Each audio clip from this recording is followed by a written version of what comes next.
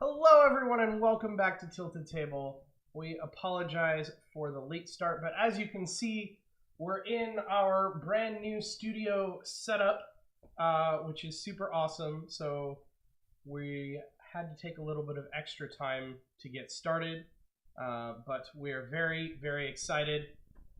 My name is Jordan, aka Axel Hellfire, and off camera momentarily is our producer, Sam, who is DJ Fluffkins and will be here momentarily. But tonight we are very, very excited to be sharing with you all a brand new game that just shipped to Kickstarter backers called Tiny Epic Zombies. And if you don't know anything about the Tiny Epic series, it is one of my favorite series of games. I have several of the games that have come out before this, but their whole deal is that they make a very large, high strategy game come in a very small portable box. And let me find an example here of another one that you may have seen a stream called Tiny Epic Galaxies. So this is the size that all of their boxes come in. And all of this game, minus the mat that everything is on, comes inside a box this size. So, Tiny Epic Zombies actually just shipped to its Kickstarter backers and is going to be available on retail next month, I believe. Next month? Yes, but as far as I can tell, you can already order it on Amazon. If you click the image of the box below the stream, you can go order it right now. How else can they get the game, Jordan? There are two other ways to get the game. It's such a funny thing that you asked, Sam. I was just getting to that. It's like you read my mind. Wow. Yeah, so Gambling Games was kind enough to not only send us this amazing game mat, which you'll see once we start playing the game, but they're providing us with two copies of this game to give away free to you.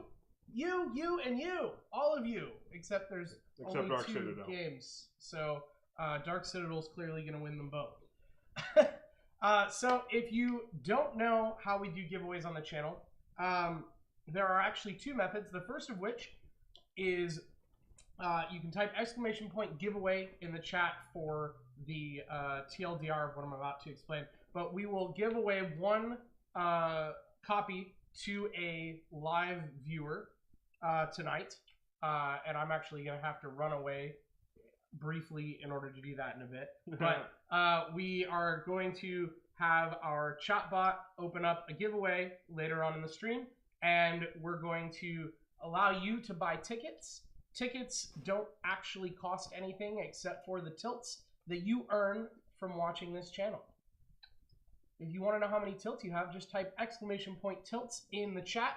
Every ticket costs 1 tilt. You will be able to buy up to 25 tickets by typing !tickets and then the number of tickets you want to buy. But don't do it right now because the giveaway is not open yet.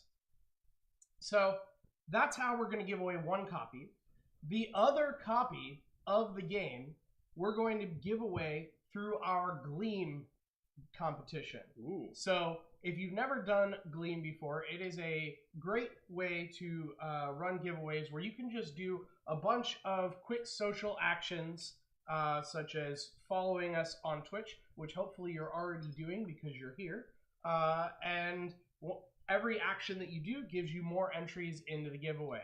So there's a bunch of different things that you'll be able to do. Also, if you are a subscriber to the channel, you'll get a bonus set of entries as well. So if you want to go check that out, that giveaway is available through !Gleam to get the link. Or you can look on our Twitter @TiltedTabletop where we've tweeted about the giveaway a number of times in the last week. So go check that out right now or after the stream because we are going to keep the Gleam open until Friday at noon Pacific time, at which point we will announce the winner on Twitter and reach out to you by email to let you know if you won.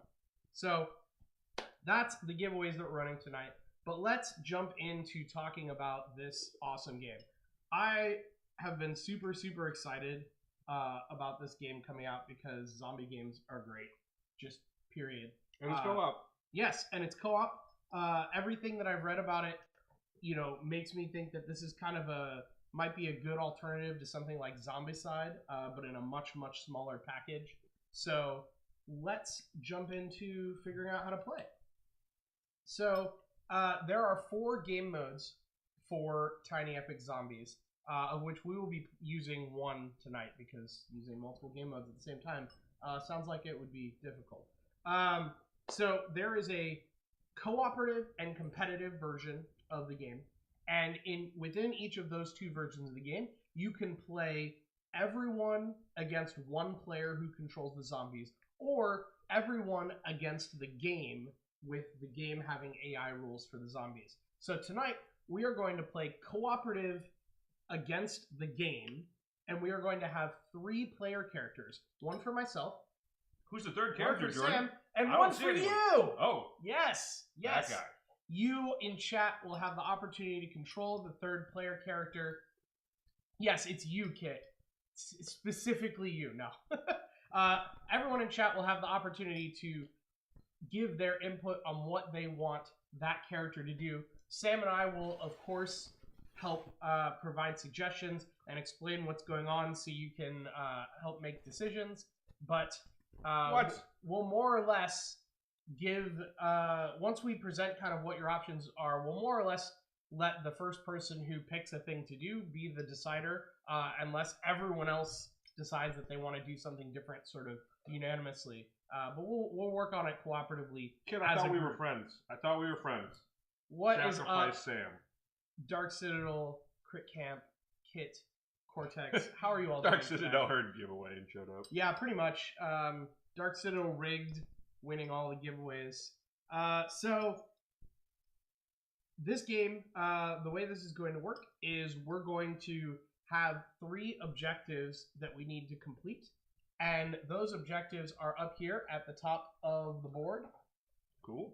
And they are randomly dealt, in fact. So there are 9 of these objective cards, and each of them has a cooperative side and a competitive side, depending on which mode you're doing, to determine how they play out.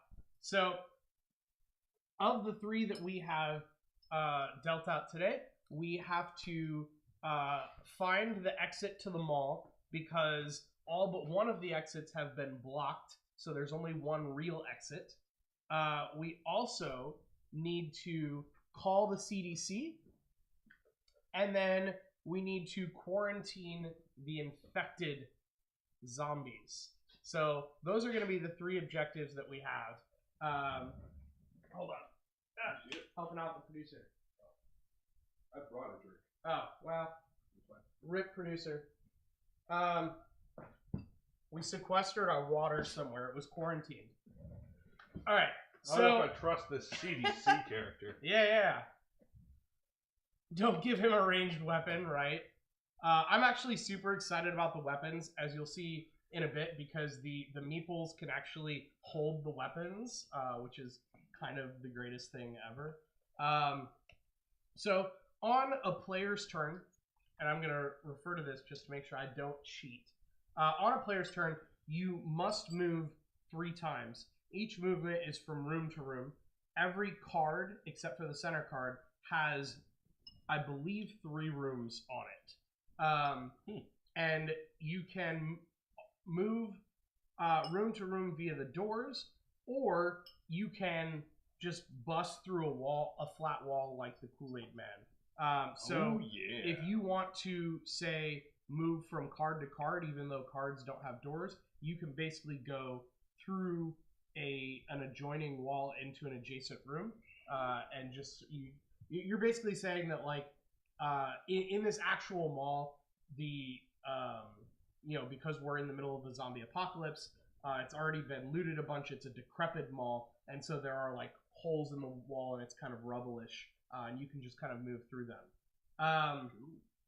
So then each time you have moved, for each of your 3 moves, you can do 3 things, A, B, and C actions. The first thing is if there's a zombie in that room, you can attempt to kill it.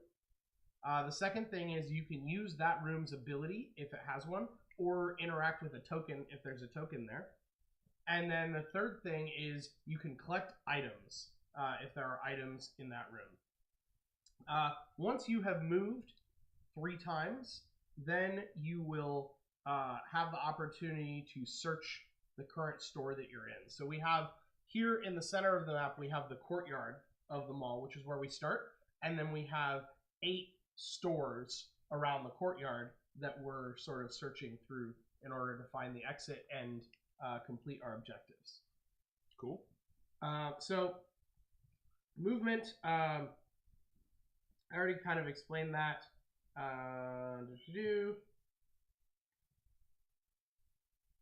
So yeah, you pretty much just move room to room to room. There's really no special rules beyond that. For killing a zombie, you have 2 options depending on what you have. If you have a melee weapon, you can choose to use a melee weapon to attack a zombie.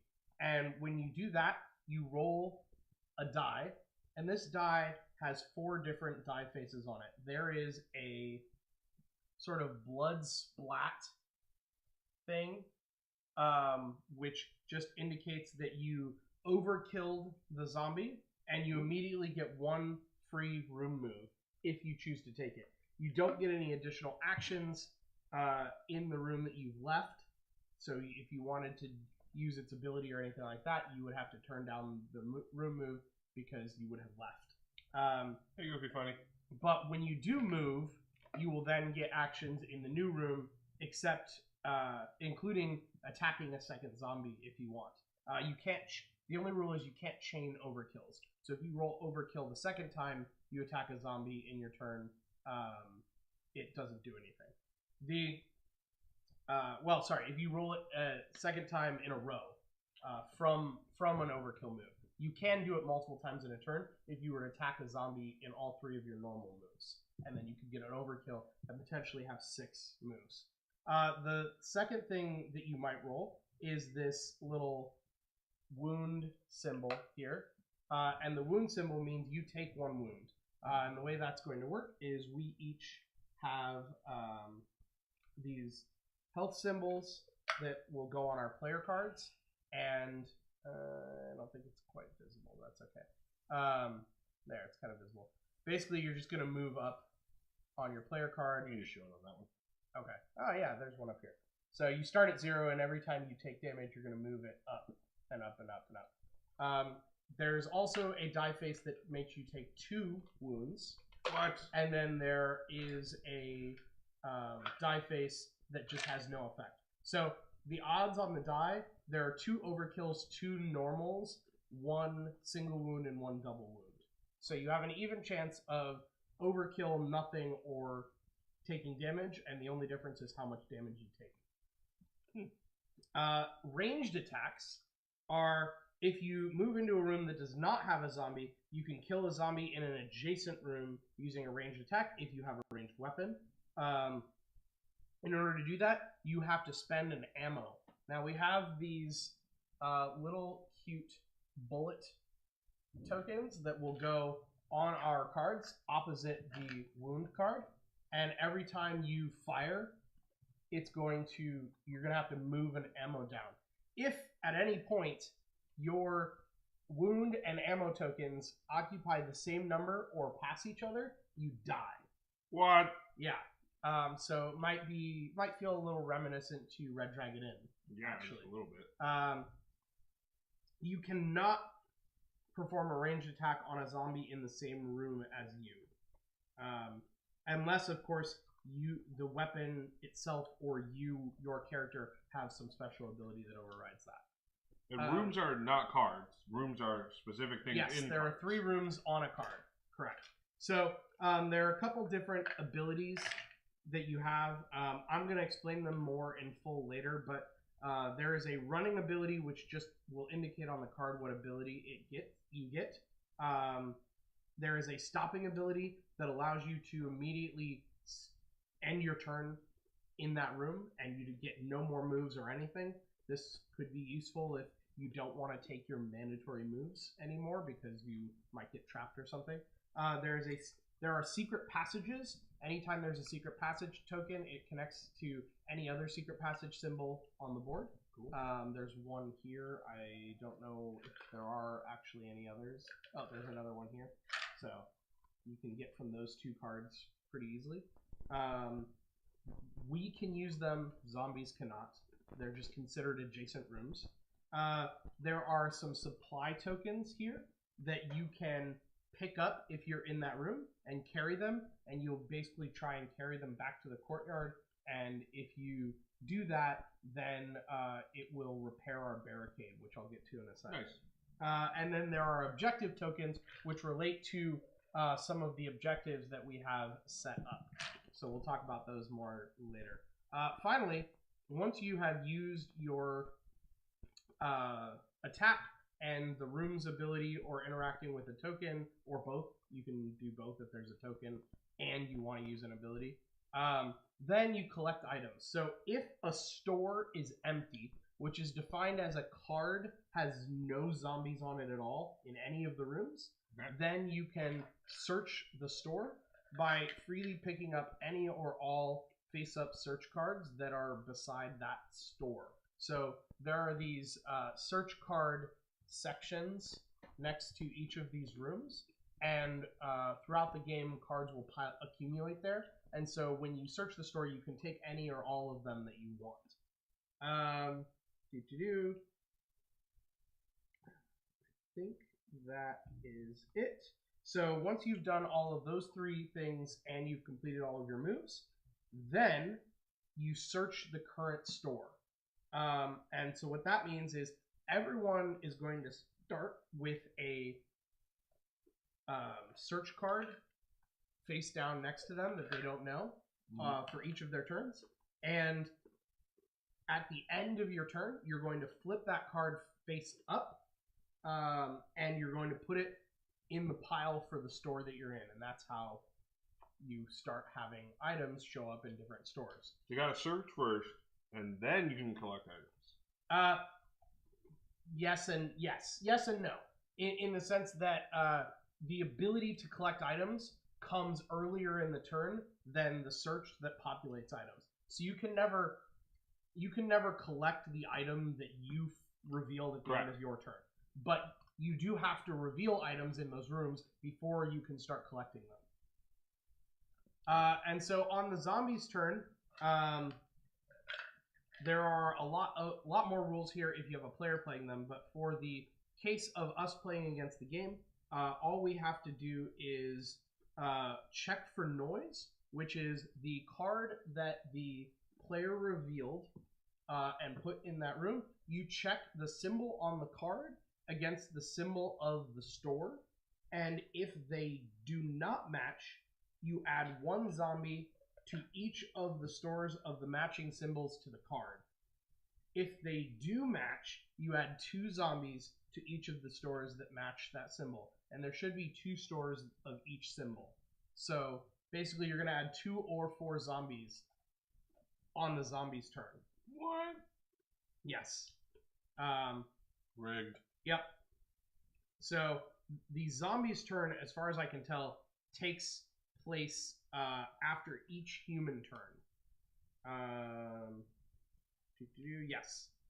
And so then, once we have done that, then the active player draws another card face down from the search deck and places it in front of them, and then we move on to the next player. Sure. So we do human turn, zombie turn, human turn, zombie turn, and so on and so forth. All right, so let's talk about setting this up. So the first thing that we're going to need to do is decide what characters we want to be. Now, each of us, I don't know where Sam's went. Okay. Each of us has 3 cards to choose from. There are 3 here as well for the chat team. And so each of these characters has a special ability, and that's pretty much the only difference. And so you'll pick one to keep, you'll put the other ones back. Now, if you ever die, you will draw randomly a new character from the whole pool of characters that are available, which includes some that we didn't deal out. And when we respawn you, you will respawn in the courtyard, and we will take away one of these white survivor tokens in the center. When we run out of survivor tokens, we lose if we need to. I think it's just when we run out. Sorry. When someone dies and we're out of survivor tokens, we lose. So we get basically 3 respawns in the easy mode, since this is a learning game. Or if this barricade token reaches 0, we lose. So we'll talk about that as well right now. We start on 2? We start on 2, but there are ways to increase the barricade, which is picking up one of these tokens and carrying it all the way back to the courtyard. Then, if we have completed all 3 of our objectives, we win. That's the only way that we win. There is one third way to lose, which is if the 24 cards in this search deck have been revealed and each player has taken 1 more turn and we have not completed our objectives, we lose. So we basically get 27 turns, I think, total, with each of us taking... Don't waste your turns, Yeah, so don't waste your turn. Okay, so let's see here. Other things that we need to know. The main one is about the barricade. Let me find it. Okay, so let's talk about adding zombies. When we add zombies to the board, we will add them by adding them to the increasing numbered rooms in the store that they're being added to. So there's 1 zombie already in room 1 of each store. And so if we were to add another zombie to that store, we would add it to room 2 and then room 3. Once those rooms are filled, they spill over into the next room. So the first one always spawns in the one that says 1. Correct. If there's 2 spawn, it spawns in... Okay. And you can never have more than 1 zombie in a room, so they just keep spilling over. Now, once a store is full, they spill over into the adjacent room in a sort of clockwise fashion. So these 4 corner rooms spill over into the next room that is clockwise of them. So this corner here spills over into this one spills into this one, this one spills into this one, this one spills into this one, and you would just add a zombie to that store instead of the already full store using the same placement rules. Now, if one of these 4 cardinal direction ones goes ahead and spills over, then the zombies start attacking the courtyard. And that's when they start damaging the barricade. Whenever you need to place a zombie in the courtyard, instead of placing a zombie, you reduce the barricade token by 1. If the barricade token ever reaches 0, we have been overrun and we are all dead. So that's that would suck a lot. Sorry, we're overrun and we lose a survivor token. Then again, if we run out of survivor tokens, then we die whenever we need one. So anytime you respawn a player or the barricade reaches 0, we lose one of these 3 tokens. And then if either of those things happen again, when we have no tokens, we lose the game. Every time the barricade reaches 0, we reset it to 2 for the next time. So we basically just go back to the default. But it is to our advantage to keep boosting that number as much as possible so that it never reaches 0. Okay, so we lose a person, but it goes to 2. Yes. So it basically resets at the cost of one of our 3 survivor tokens. So that's pretty rough. I think that's pretty much it. That's pretty much all we need to know. We'll definitely reference this as we go. But I am going to go see about the giveaway real quick while Sam talks through his choices and talks through chat's choices for characters. And I'll be right back. Are we picking through all of them, or are we picking through the 3? The 3. Yep. Okay. All right, chat. You can be the doctor. this dude. The janitor. Or the teenager. Alright. So, the teenager, whose ability I think is Sugar Rush, after being overrun and taking 1 damage as normal, you may immediately go to a room without any zombies up to 3 rooms away. So, as a teenager, you take damage, you duck and hide. Alright. Janitor's ability, Sweeping Up. If you kill the last zombie in the store, you get 1 more bullet. I guess people just found, bullets on the ground, shooting blanks, whatever someone said earlier. Okay, last one's the doctor. Sounds like Kit wants to be the doctor. Ability is good as new. Whenever any player repairs the barricade, you may immediately heal 1 health for any player. That seems pretty good. Ooh, janitors are America's heroes. I vote janitor. Yeah, you know what? Extra bullets never hurt anyone, That's pretty good. Pretty good. I don't know if there's melee dice versus attack. Who knows? Okay. So, doctor is more keeping people alive. Okay, we got Kit. We got Will Fence. Also, Doctor. Goofy, you bring outvoted. You bring outvoted right now. Anyone else have a strong inclination? Seems like you guys either want to be the janitor or the doctor. Maybe teenagers in chat. Is that what I'm hearing? All right. All right. So I will read through my characters. You guys maybe help me pick. All right. I've got the athlete, the farmer, or the lawyer. Okay. The lawyer's ability is objection. I can spend 1 bullet to cancel the effect of any event card even when it's not my turn. I don't know what any event cards are. I don't know if Jordan explained that, so I don't know how much value that is. The farmer, his ability is country tough. Oh, hi, love daddy. Welcome to the table. When you're overrun, immediately roll the melee die. You either take 1 damage if you roll either damage or 2 damage. So I'm not sure, what this is about. It might be saying if you get overrun, I can immediately do 1, and then I never take 2 damage. I only take 1 damage. I'm not actually sure. I feel like this is not the greatest wording. Last one is the athlete, who has the ability fast as lightning. If you start your turn in a room without a zombie, your first move may take you 2 rooms away instead of only 1. I think that's good, but it's a one-time, 1 additional movement per room, or per turn. Don't know if that's as good as some of these other ones. Give you a preview of the cards, though. That's the athlete.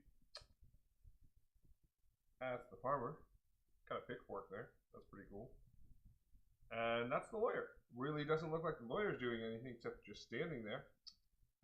You know what they say about the zombie apocalypse? Standing there is probably the best idea. Probably not. Alright. Let's peek at Jordan's while he's still figuring stuff out. Hi, Cora Tex. Welcome to the table. Alright, James Reed. Woohoo. Yeah. Alright. Jordan can either be the trucker, the photographer, or the burglar. Okay. So the burglar's ability is breaking and entering. When searching a store, you may also take 1 face-up search card from an adjacent store without zombies once per turn. That seems pretty cool. That seems really powerful. I kind of don't know how often we will or will not have zombies, so it's kind of hard to tell. The photographer ability is point and shoot.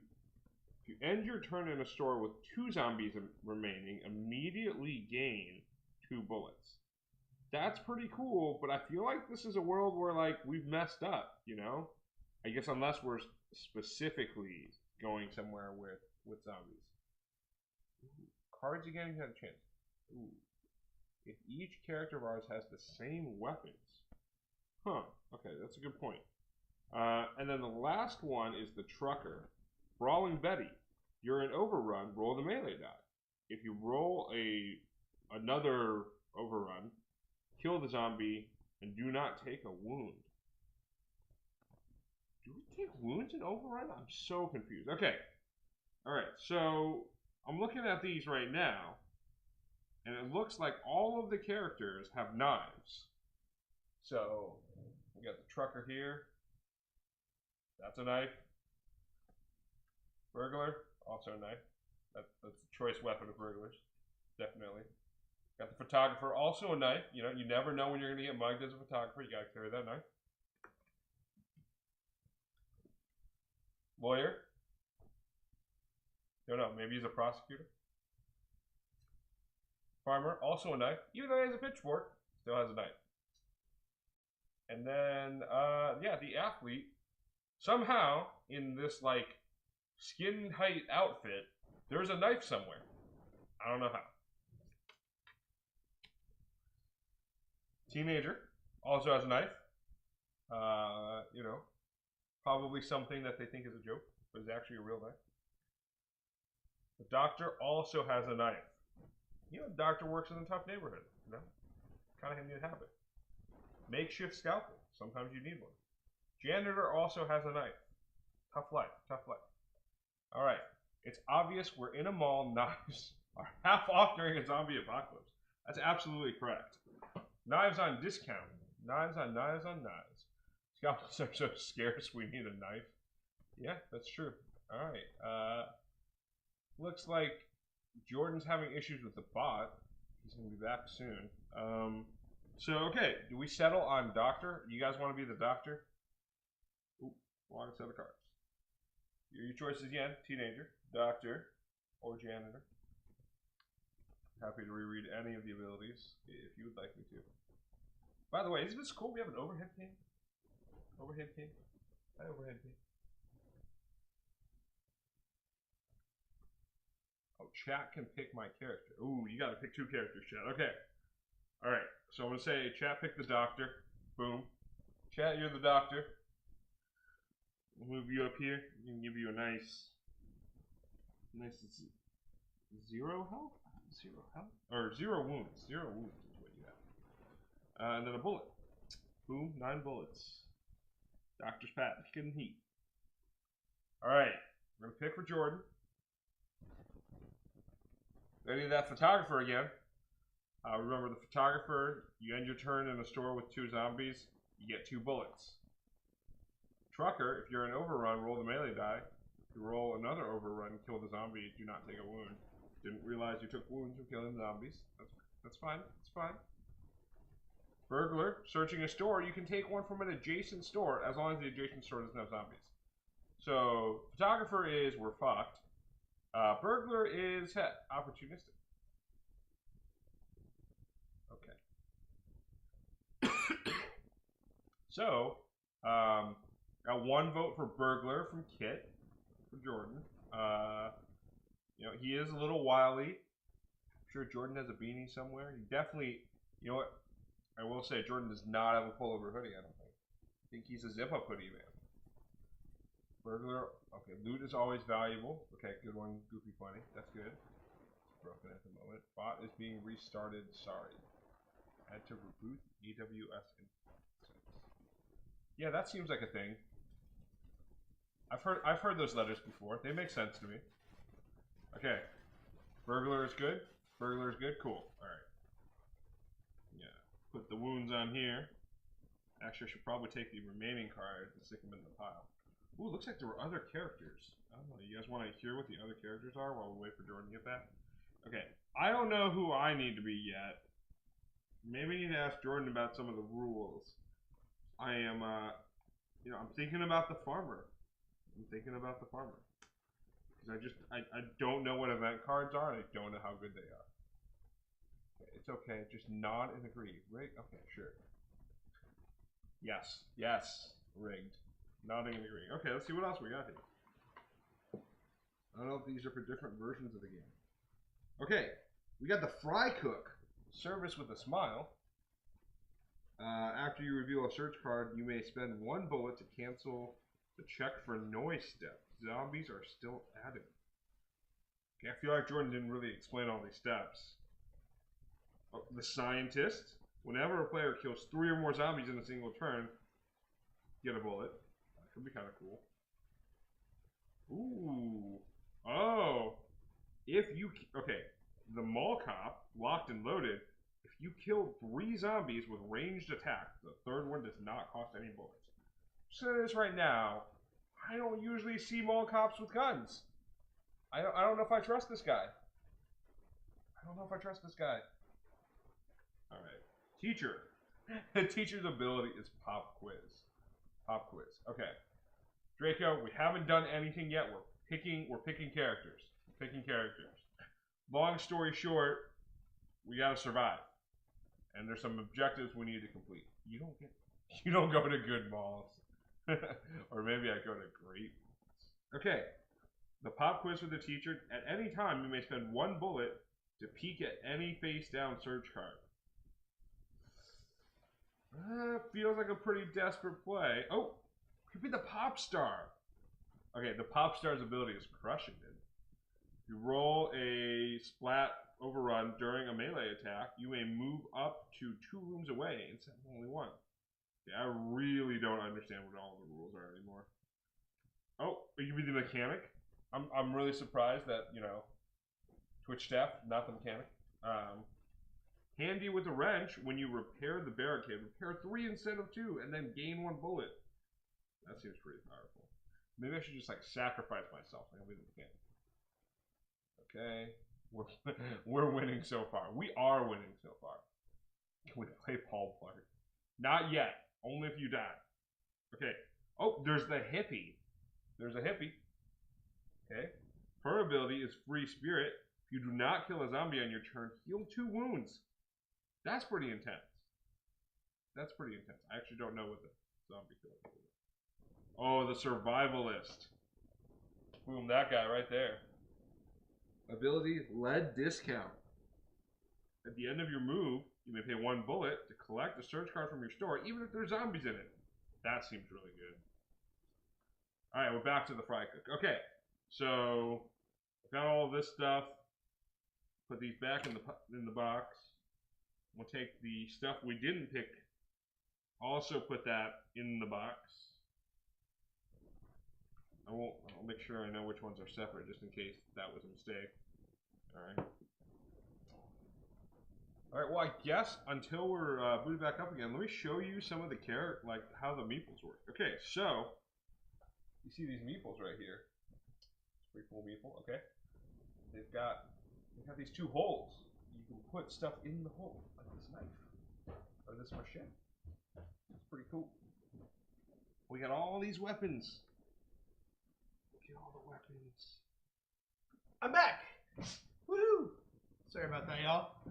As you can see in chat, the giveaway is open, so buy your tickets. Maximum 25 tickets, as usual. I saw that, Goofy. Yeah, so go ahead and buy tickets. If you haven't bought it yet, or you didn't hear us explain how it worked earlier, type !giveaway in the chat. Also, friendly reminder, !gleam in the chat to enter to win the 2nd copy. Twice! We're giving away 2 copies, but only 1 copy will be through the bot giveaway. The other one will be through the Gleam. All right, I am the burglar. So we all start here in the courtyard. Where's all the movements? Was this one? Yeah. All right, we're in the courtyard. Wait, are you orange or? I'm green. They're orange. Okay, cool. Sweet. So before we get started with the first turn, we have. I haven't dealt the search cards. Oh, you haven't dealt the search cards. Okay, sweet. I was just gonna say we have our teleprompter intro ready. Oh, we do. Yeah. So those are just for us to reveal at the end of our turns. All right. So an eerie fog fills the town. The smell of dread reeks the air as it becomes hard to breathe. The weather is gloomier than ever as even the citizens are looking down. At least That's the view of the survivors. Little did they know they were caught in the scene of an apocalypse. Zombies infesting the areas as the plague spreads through each living person. Only a group of people stand their ground. Sam, Jordan, and Chad. They must work together to survive and take down this plague. It will be thrilling. It will be dramatic. It will be epic. Ooh. Slightly epic. Tinily epic? Tinily Tinily? epic. I don't know. Okay. I'm just going to go with that. So, in order to figure out... What are event cards? Event cards are things that can come up in this deck that get revealed. Yeah, so there are a bunch of different types of cards, which we'll talk about as they get revealed. Nice. Okay. So in order to figure out which of the players goes first, I have a feeling that we're in trouble since it's all of chat. But it is the person to most recently have been to a mall. Ooh. Which for me is a while, actually. I went to a mall to see a movie. Yeah? I did. How long ago? A while ago. Last weekend. Rigged. Okay. Oh, James went today. Well, some malls where you're at. James wins on behalf of Chad. Okay. So, yeah. Chat gets to go first as the doctor. So, I didn't explain this 100%, but this central courtyard room, unlike the other rooms, has 5 rooms. So you have a central actual courtyard, and then you have 5 rooms on the edges that lead into these 4 rooms on the edges that lead into those 4 stores. So chat, you get 3 moves, and after each of those moves, you get your 3 actions. Obviously, there's going to be nothing to kill right away, but you will still be able to take some of the other actions. What are these door icons? Oh yes, sorry. We didn't talk about the other 2 objectives that we're trying to complete. So, let's talk about calling the CDC. So, actually, no, let's talk about escaping the mall, because that is objective number 1. So, for escaping the mall, 3 of the exits are blocked, and 1 of the exits are not blocked. So, in order to figure that out, we have to collect all 8 of these tokens, which are found in the number 1 room of each of the stores. Cool. Which basically means we need to find our way through all of the stores, or run in and then run out again, I suppose. And in order to figure out which of the exits are not blocked, we have to collect the symbols, and as we collect them, there are 4 of these have a symbol on them, matching the store symbols, and 4 of them have a number on them. And so we will collect a symbol and a number, and a symbol and a number, and so on. And eventually we will have found the last symbol and the last number.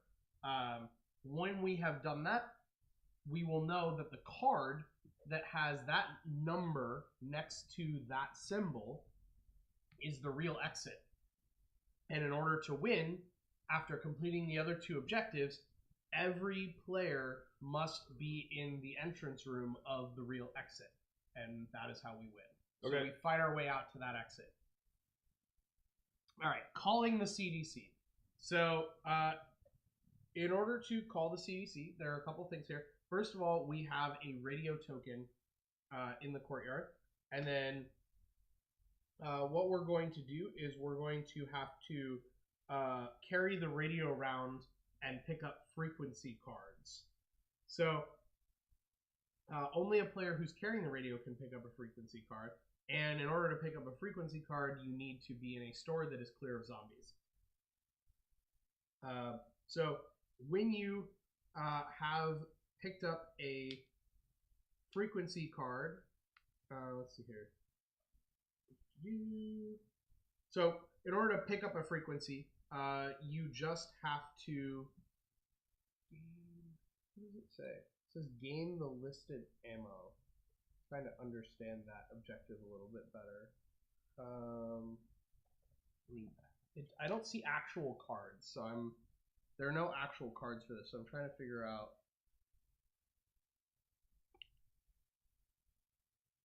Gain the listed ammo and advance if frequency is picked up. I mean, it just sounds like in the frequency cards tell you to like gain ammo. But there aren't actual cards, unless I'm missing something. Well, I'm guessing these flip over, and some of them are frequencies. Oh yeah, you're right. So when you're carrying, there are frequency cards that appear in stores. So you're right. So when we find frequency cards, we will be able to gain the listed ammo on it, and also advance this objective marker if we're carrying the radio when we pick it up. So each time you pick up a frequency card, then we advance it. Once we've advanced the objective 3 times, we've completed it. So you can pick up frequency cards without the radio and still get what you would normally get from them, but you won't advance the objective, so we would have to find even more frequency cards, or you would have to drop it again for someone else to pick up.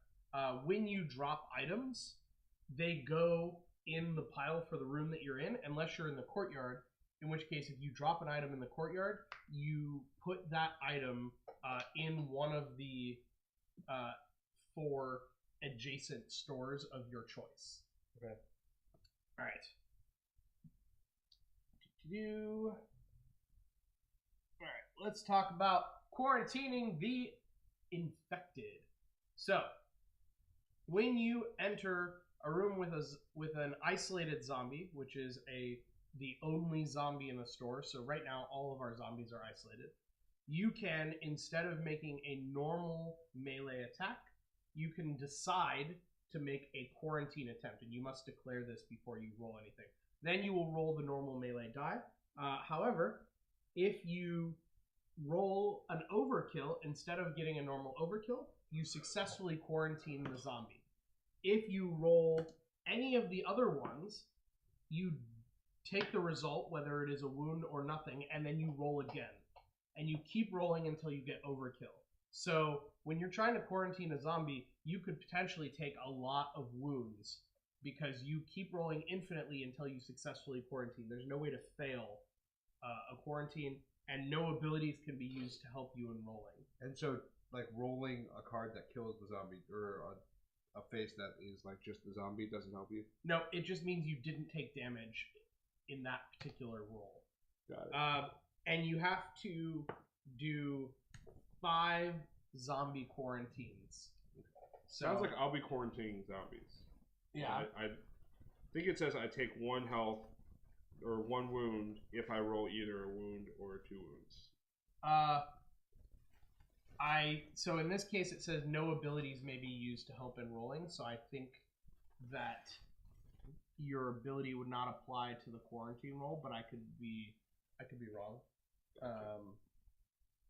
Chat can feel free to help make a call on that, but I think that because your thing doesn't just say take less damage, it actually says you can basically decide. Well, you don't decide, it's just saying specifically when you roll these 2 die faces, you only take 1 wound. I think that is an ability that affects a roll, and so I would say that if it specifically says no abilities may be used to help in rolling, I would interpret that as something blocking that ability. Don't worry, it's all part of my plan, Walkerhound says. Okay, so chat is up first, now that we know the objectives. One last thing is, if you die, everything that you have, tokens, items, whatever, goes to the room that you die in, and the way that you die is a zombie gets added to the room that you're in. Okay. So make sure not to end your turn next to a zombie if there's a chance that a zombie might get added to that room before you get to move again. What happens if you start a round with a zombie in it? Nothing, because you would already be dead. If a zombie gets added to a room that you're in, you're dead. And if you end your turn in a zombie's room, you're gonna die. So either kill the zombies that you're with, or end or run away. But try to make sure that you are not like right next to the zombies, because they might advance on you and kill you before you get another turn. Right. You want to read this and just tell me what it does? I'm like slightly confused now.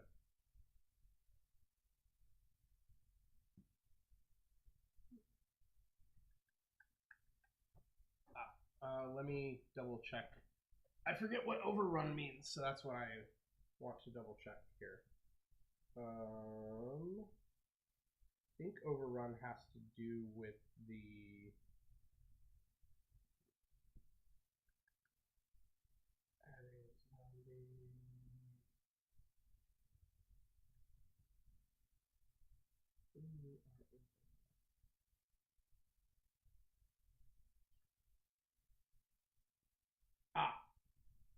sorry. My bad. You don't. That is a great question because it allows me to clarify a thing that I messed up on. You don't immediately die when a zombie gets added to your room. Okay. You take a damage immediately. So, if in your case, when a zombie gets added to a room you're in, you get to roll the die and you only take damage a third of the time. Because only on those 2 die faces would you take damage. If I didn't have this feature, what would happen? You would just take a damage. Okay. So actually, this ability doesn't apply to the attack rolls at all, so it doesn't matter. It's fine.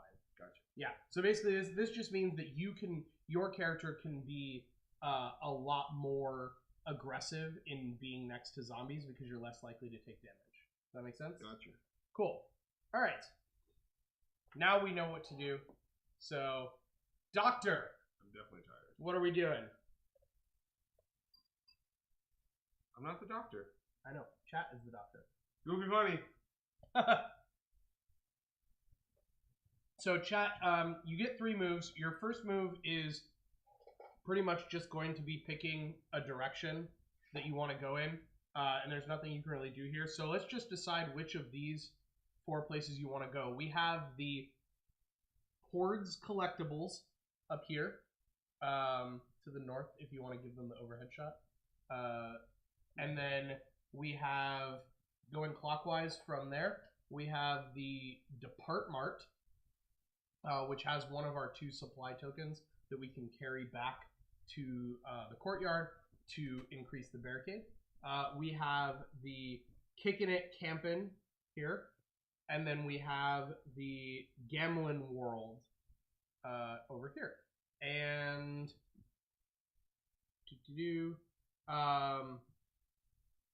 we'll always, it looks like, as far as I can tell, we're going to establish that this is north. Yeah. North. Okay. Goofy, are you a mobile? North? Alright, everybody wants to go north. So we're going to move them 1 and then 2 here. Now this room does not have a special ability, nor does it have a zombie, and there are no items to collect, and the store isn't empty anyways. So you can either go 1 more, at which point you would have the option of using the secret passage to go here, which probably isn't that helpful, or you can just stay where you are and end your turn for now, because you only get 3 moves and you don't necessarily want the zombies to encroach on you, though it is still possible to take a damage this turn if you draw poorly. So what do you think, chat? You guys want to take the secret passage over here, or do you just want to stay where you are, or do you just want to move in and stay here and say, we'll take the damage, we'll take the 1 damage if it happens? Oh, good question. Cool.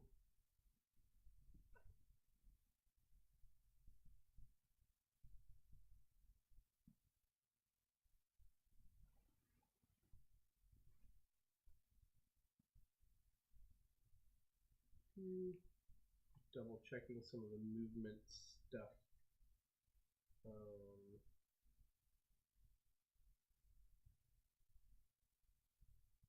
Movement.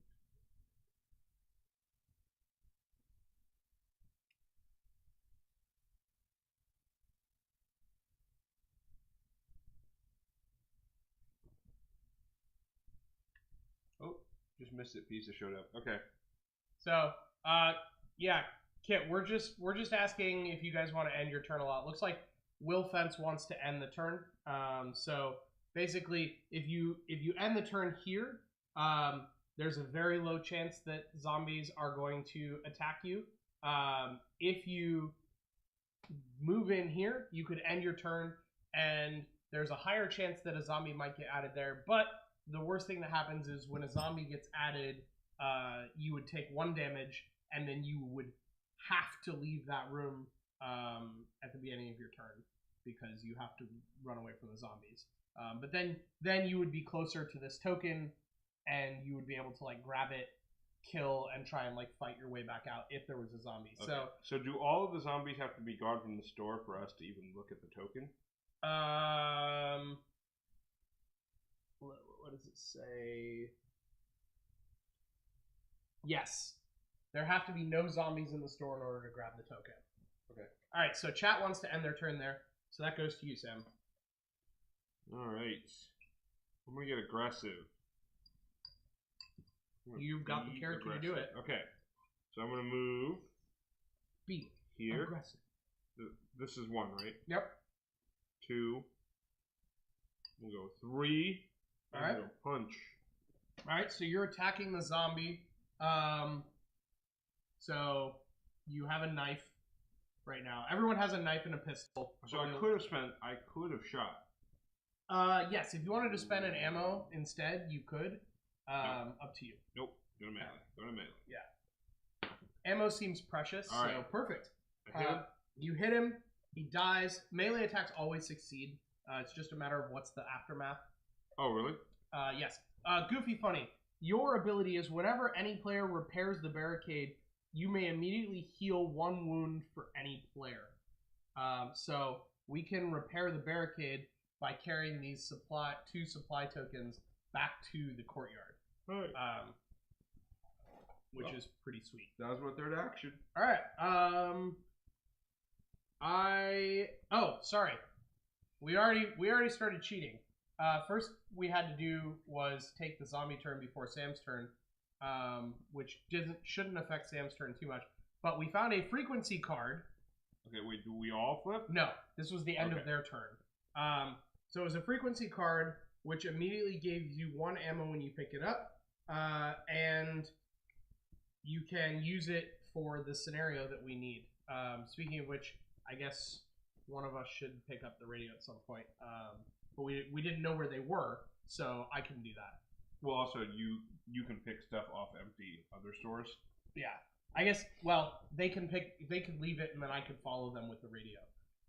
So now that we know where a frequency card is, now we know where to take the radio. Yes, quarantining some of these guys is also important, and maybe doing it early when we have a lot of health could be advantageous. That's a great thing Way to rub it in. to mention. So now we'll go ahead and reveal yours, and I'm going to give 1 to them. What's another frequency? Awesome! Immediately gain 2. So when we get that, you'll get 2 ammo. So, great. Since I'm going to grab the... Let's see. Can I grab the radio token right now before I move? That's the question. I think so. A player needs to be in the same room to pick it up. Picking up, interacting. Now, interacting with tokens is the second thing that you do after moving. So I would need to move in and then back out again in order to do that. So maybe what I should do is go... Maybe I'll leave the radio token for chat since they're close. And chat, maybe you might want to go pick up the radio now that you know where 2 of the frequencies are. Okay, so is it the room? Yes, it's the store. As long as the store is clear, you can search from any room in the store. Oh, this is in the central room. Yes. So you have to move out of the store, or you just have to move the out room. of the room? So I could use 2 moves now to grab the radio and then go 1 in a direction, or I could go like help with the zombies and let someone else pick it up. I was going to say you could have used your other action to pick this thing.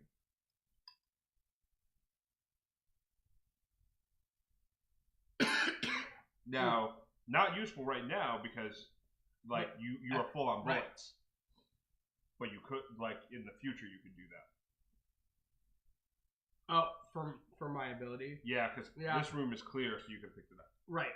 But I don't have a room adjacent to it that I can search yet. Correct. So I would need to clear out one of the diagonal ones, which I could start doing because that's a good plan. Okay, I'm gonna grab water. That'd be right. But because I don't have any, because I don't have the radio, I'm not going to focus on the frequency cards. So I'm actually just going to go all the way in. Well, I can't go all the way in, but I can go 1, 2, and there is an end turn ability here that I could hide in a tent so I don't take a wound if I get overrun. I'm going to not choose to use that. I'm going to move again, and because this ability has this room has a running ability that allows me to gain 1 ammo. So what I'm going to do is I'm going to go ahead and shoot this zombie with my pistol by spending 1 ammo and killing the zombie, and then I'm going to use the running ability to gain that ammo back for my character. I'm going to try and move this up next to y'all so you can see my character as well as yours. And that was my 3rd move, so I'm just going to end my turn and reveal my card, which is Adrenaline. It is a backpack item, and it says when you have this card in your backpack, you can discard it on your turn and take up to 2 additional moves. That sounds pretty freaking awesome. So because we can do that, I can't. Well, I've already revealed it, so I cannot collect it because it's already the end of my turn. So I'll have to wait for next time. And we actually forgot to add the zombies. We thought about adding the zombies, but we didn't add them. So we were supposed to add a zombie here and here on your turn, on chat's turn. Oh, and we also, Sam got bum rushed, so we'll need to have him roll because we forgot to actually do the thing from his card. So in Sam's case, his frequency card matches the symbol of his store. So we add 2 zombies to that store and 2 zombies to the other store of that same type. And so Sam gets overrun and needs to roll the dice for his ability to see whether or not he takes a wound. And then we'll do mine, which adds, since it doesn't affect Sam's roll, it adds a zombie here, and it adds a zombie right in front of chat. So if you roll anything except a wound, you will not take any damage. Yeah. So you're fine. It didn't really affect anything that we did, and now we will hopefully remember to do that in the future. Speaking of which, here's your card, and here's my card. So we have handled the zombies' turn. We do need to keep killing the zombies, though, because if we run out of zombie tokens, and there are 4 left, a bad-ish thing happens, which I'm double checking. Where is it? If you cannot place a zombie, what happens?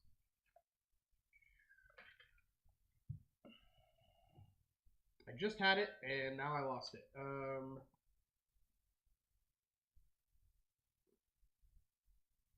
Wow. Alright, I'll figure out what it is and tell you all in a sec. Chat, it is your turn. What would you like to do? You must move before doing anything. So maybe we deal with the radio in a sec, and maybe you all want to go on a zombie rampage and or a quarantine rampage. I will let you all figure out what you want to do. You are up here. You have a zombie in the room next to you, and another zombie at the entrance to your store. Let's see here. Zombies. If a zombie must be added, but there are none left in the supply, then for each zombie that we can't add, the human player with the fewest wounds takes 1 wound.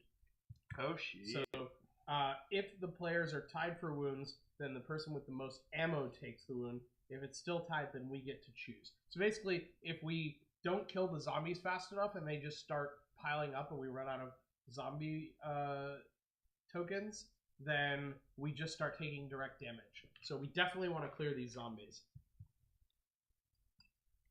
All right. So chat, what do you all want to do? That's the point. Don't forget, we need a quarantine. I'm personally leaning towards attacking the zombies to clear out this store. I don't know what y'all are thinking, but that's kind of where I'm leaning towards. Because you have 3 moves, so you could move, attack, and then collect the frequency if you wanted it, or leave it to come back with the radio later. At which point, if you wanted to then move one more time back to the center one, you could actually use the secret passage to go over to this store to start clearing it on your next turn, which could be really powerful. What do you think, Sam? Yeah, I think either one of those could be really good. Supplies are always good. Move, attack, frequency. All right, that's what we're doing, Goofy. So, well, assuming no, they will definitely kill things. It's just a matter of whether or not they take damage. Oh, okay, right. Where attacks always succeed. What does the green thing do again? It gives you a free move. It's overkill. Yeah. So, you cannot shoot the first one and then quarantine the second will fence because you have to melee the quarantine. Because you have to move first before you can attack, and then you. I don't think you can shoot while there's a zombie in the same room as you. That I will double check. You know, by the way, yes, you can't shoot if there's a zombie in the room with you. By the way, didn't we violate the rules in the first round? How? Like, it says you must move 3 times. Yes. And then chat didn't move 3 times, did they? They did. Okay, they did. Yeah. No. Oh, they no, ended they up didn't. here. They didn't, actually. So technically, chat should have been here. I'm just going to make the call that, like, because they decided to play it safe, they moved back. Okay. So now you can actually do what Will Fence wanted to do, chat. You could move, shoot, and then move, shoot, and not have to risk taking any damage. It'll cost you 2 ammo, but you're going to get one of that ammo back when you get your frequency at the end. So combining what Goofy and Will said, I would say chat's move is move, shoot, move, frequency, which is pretty good. So you move in, you shoot this zombie, and it costs you a bullet. Then you move again, and you shoot this zombie for a bullet. So you're at 7 bullets and 0 wounds. You got plenty of health. And then you move one more time, and you can, first of all, collect this token. So we now know that this symbol for Hordes Collectibles and TE Toys is not the exit.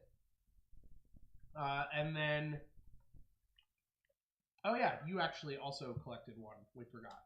And it's also not well, it may not be number 1. I think there are 2 number 1s and 2 number 2s, so we don't know for sure.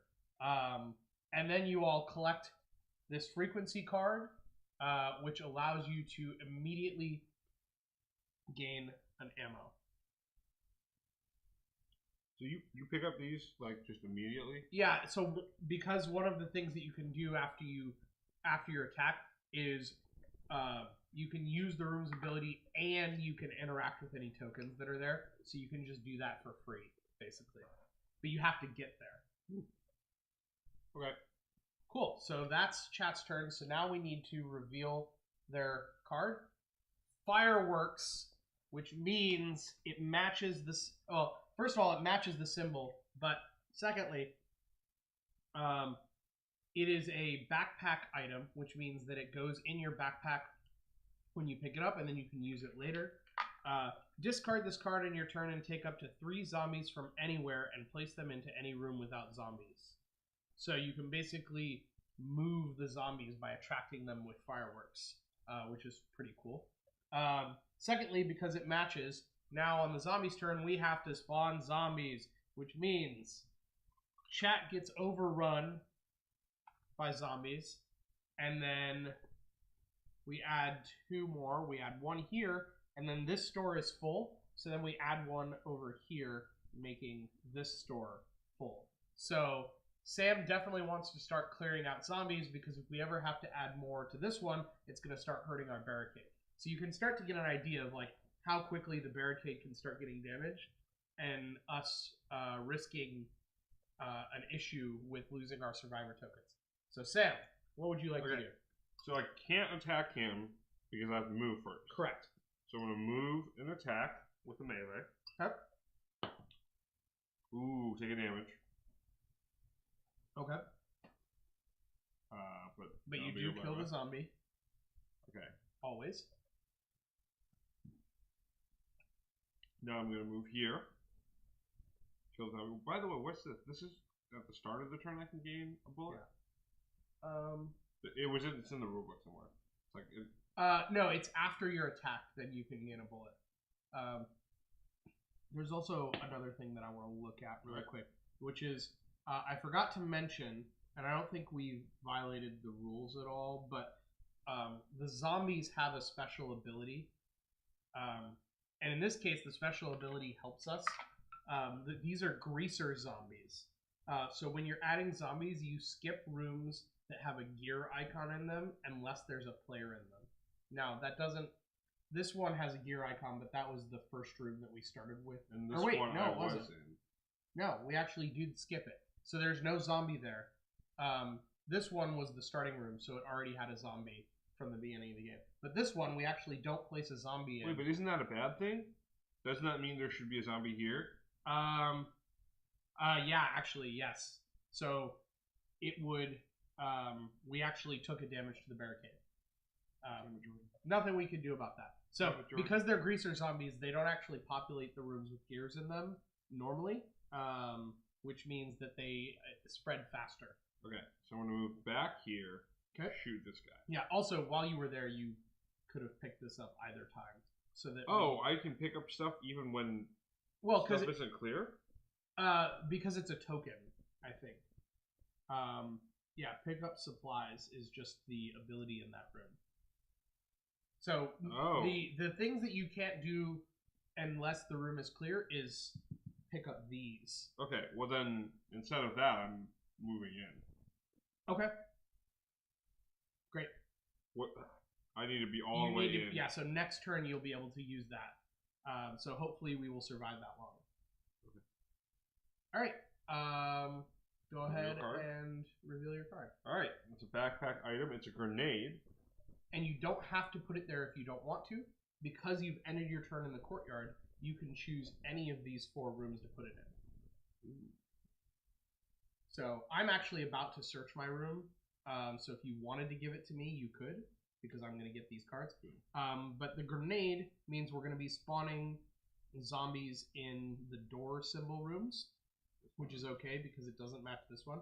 And also, when entering a store, you can discard this card and kill all zombies in the store. Then you roll the melee die to see if you take wounds. That seems pretty powerful for clearing out a store. Okay. I might use that. So we spawn 2? Just 1 in each store, yeah. So here and here. Oh, if it's the one that you're in, you spawn. You spawn multiple. 2 in each store, correct. Yep. Yeah. No one's dead yet, Work Citadel, no worries. We have taken a little bit of damage. Our barricade got hit once, so we need to shore that up, but Sam is on the hunt. And it is my turn, so I am going to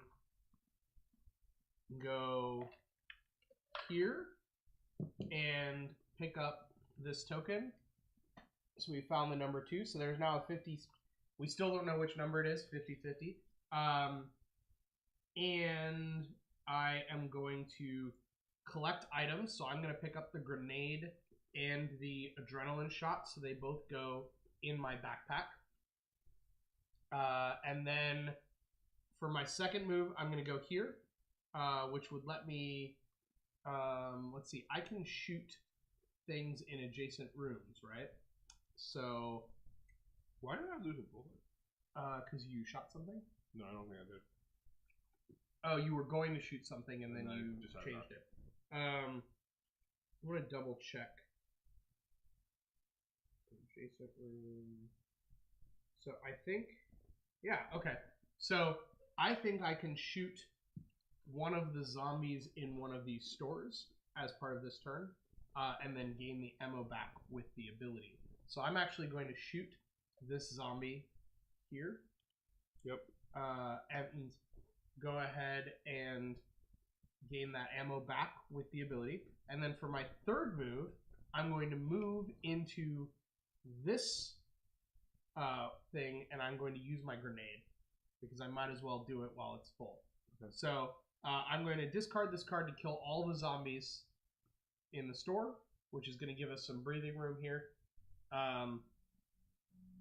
And then I have to roll the melee die. I got overkill, so I did not take a wound.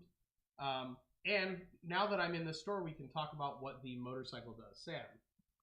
Motorcycle. Ride the motorcycle. Take 3 moves, then end your turn. Afterwards, return the motorcycle to this room, leaving your item meeple behind. That's your character.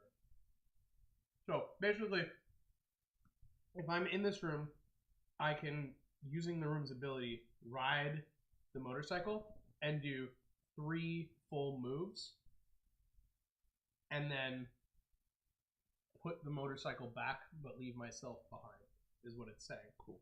Can we kill things while we move? I'm assuming. I would assume so, because every time you move, you get those 3 actions, right? So you could go 1, 2, 3. Yeah, potentially. Boom, boom. Though, let's see, I've gone 1, 2, 3, so that was my third move. No, you're done. Yeah, you're done. Yeah, I'm done for now, unless I wanted to get 2 additional moves.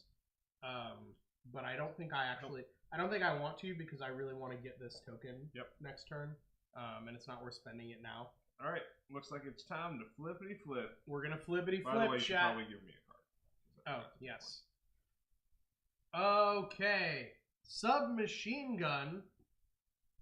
If you perform a ranged attack, you may instead spend 2 ammo to kill 2 zombies in rooms adjacent to you. Nice. So you can just kind of spray and pray. That's pretty sweet. Also, we're going to add zombies in this symbol, which thankfully does not match the store I'm in. So this one? This guy gets 1, and this guy gets 1. That seems reasonable. All right, chat. You are up here. There are some fireworks in that room that you dropped last time, but you cannot pick them up because there are 2 zombies, one in the room that you're in and one in the next room over. As a reminder, you must move before attacking, so you cannot kill this zombie right now, but you could move in here and then kill this zombie. And then the question is, do you want to go back and kill that zombie, or do you want to head somewhere into another store or something? I'm assuming, Sam, you're probably going to pick up the radio and go get the frequency card, maybe? I don't know. Since you're already in the center, Maybe. In terms of efficiency. So, chat, I don't know if you want to try and clear out this store in order to get the fireworks, or if you want to start clearing out one of the other stores nearby. There is another supply here for shoring up the barricade, which might be important if we survive that far, though Sam is about to shore up the barricade anyways, so either the end of chat's turn is going to kill the barricade from an unlucky draw, or we're gonna, or actually, there's a not huge chance of an overflow. The overflow chance is here, this room here, and chat could get there via the secret passage if they wanted to start clearing out this turn. So, what do you want to do, chat? Do you want to move through the secret passage to prevent us from losing the barricade, and just attack zombies along the way? What are you feeling?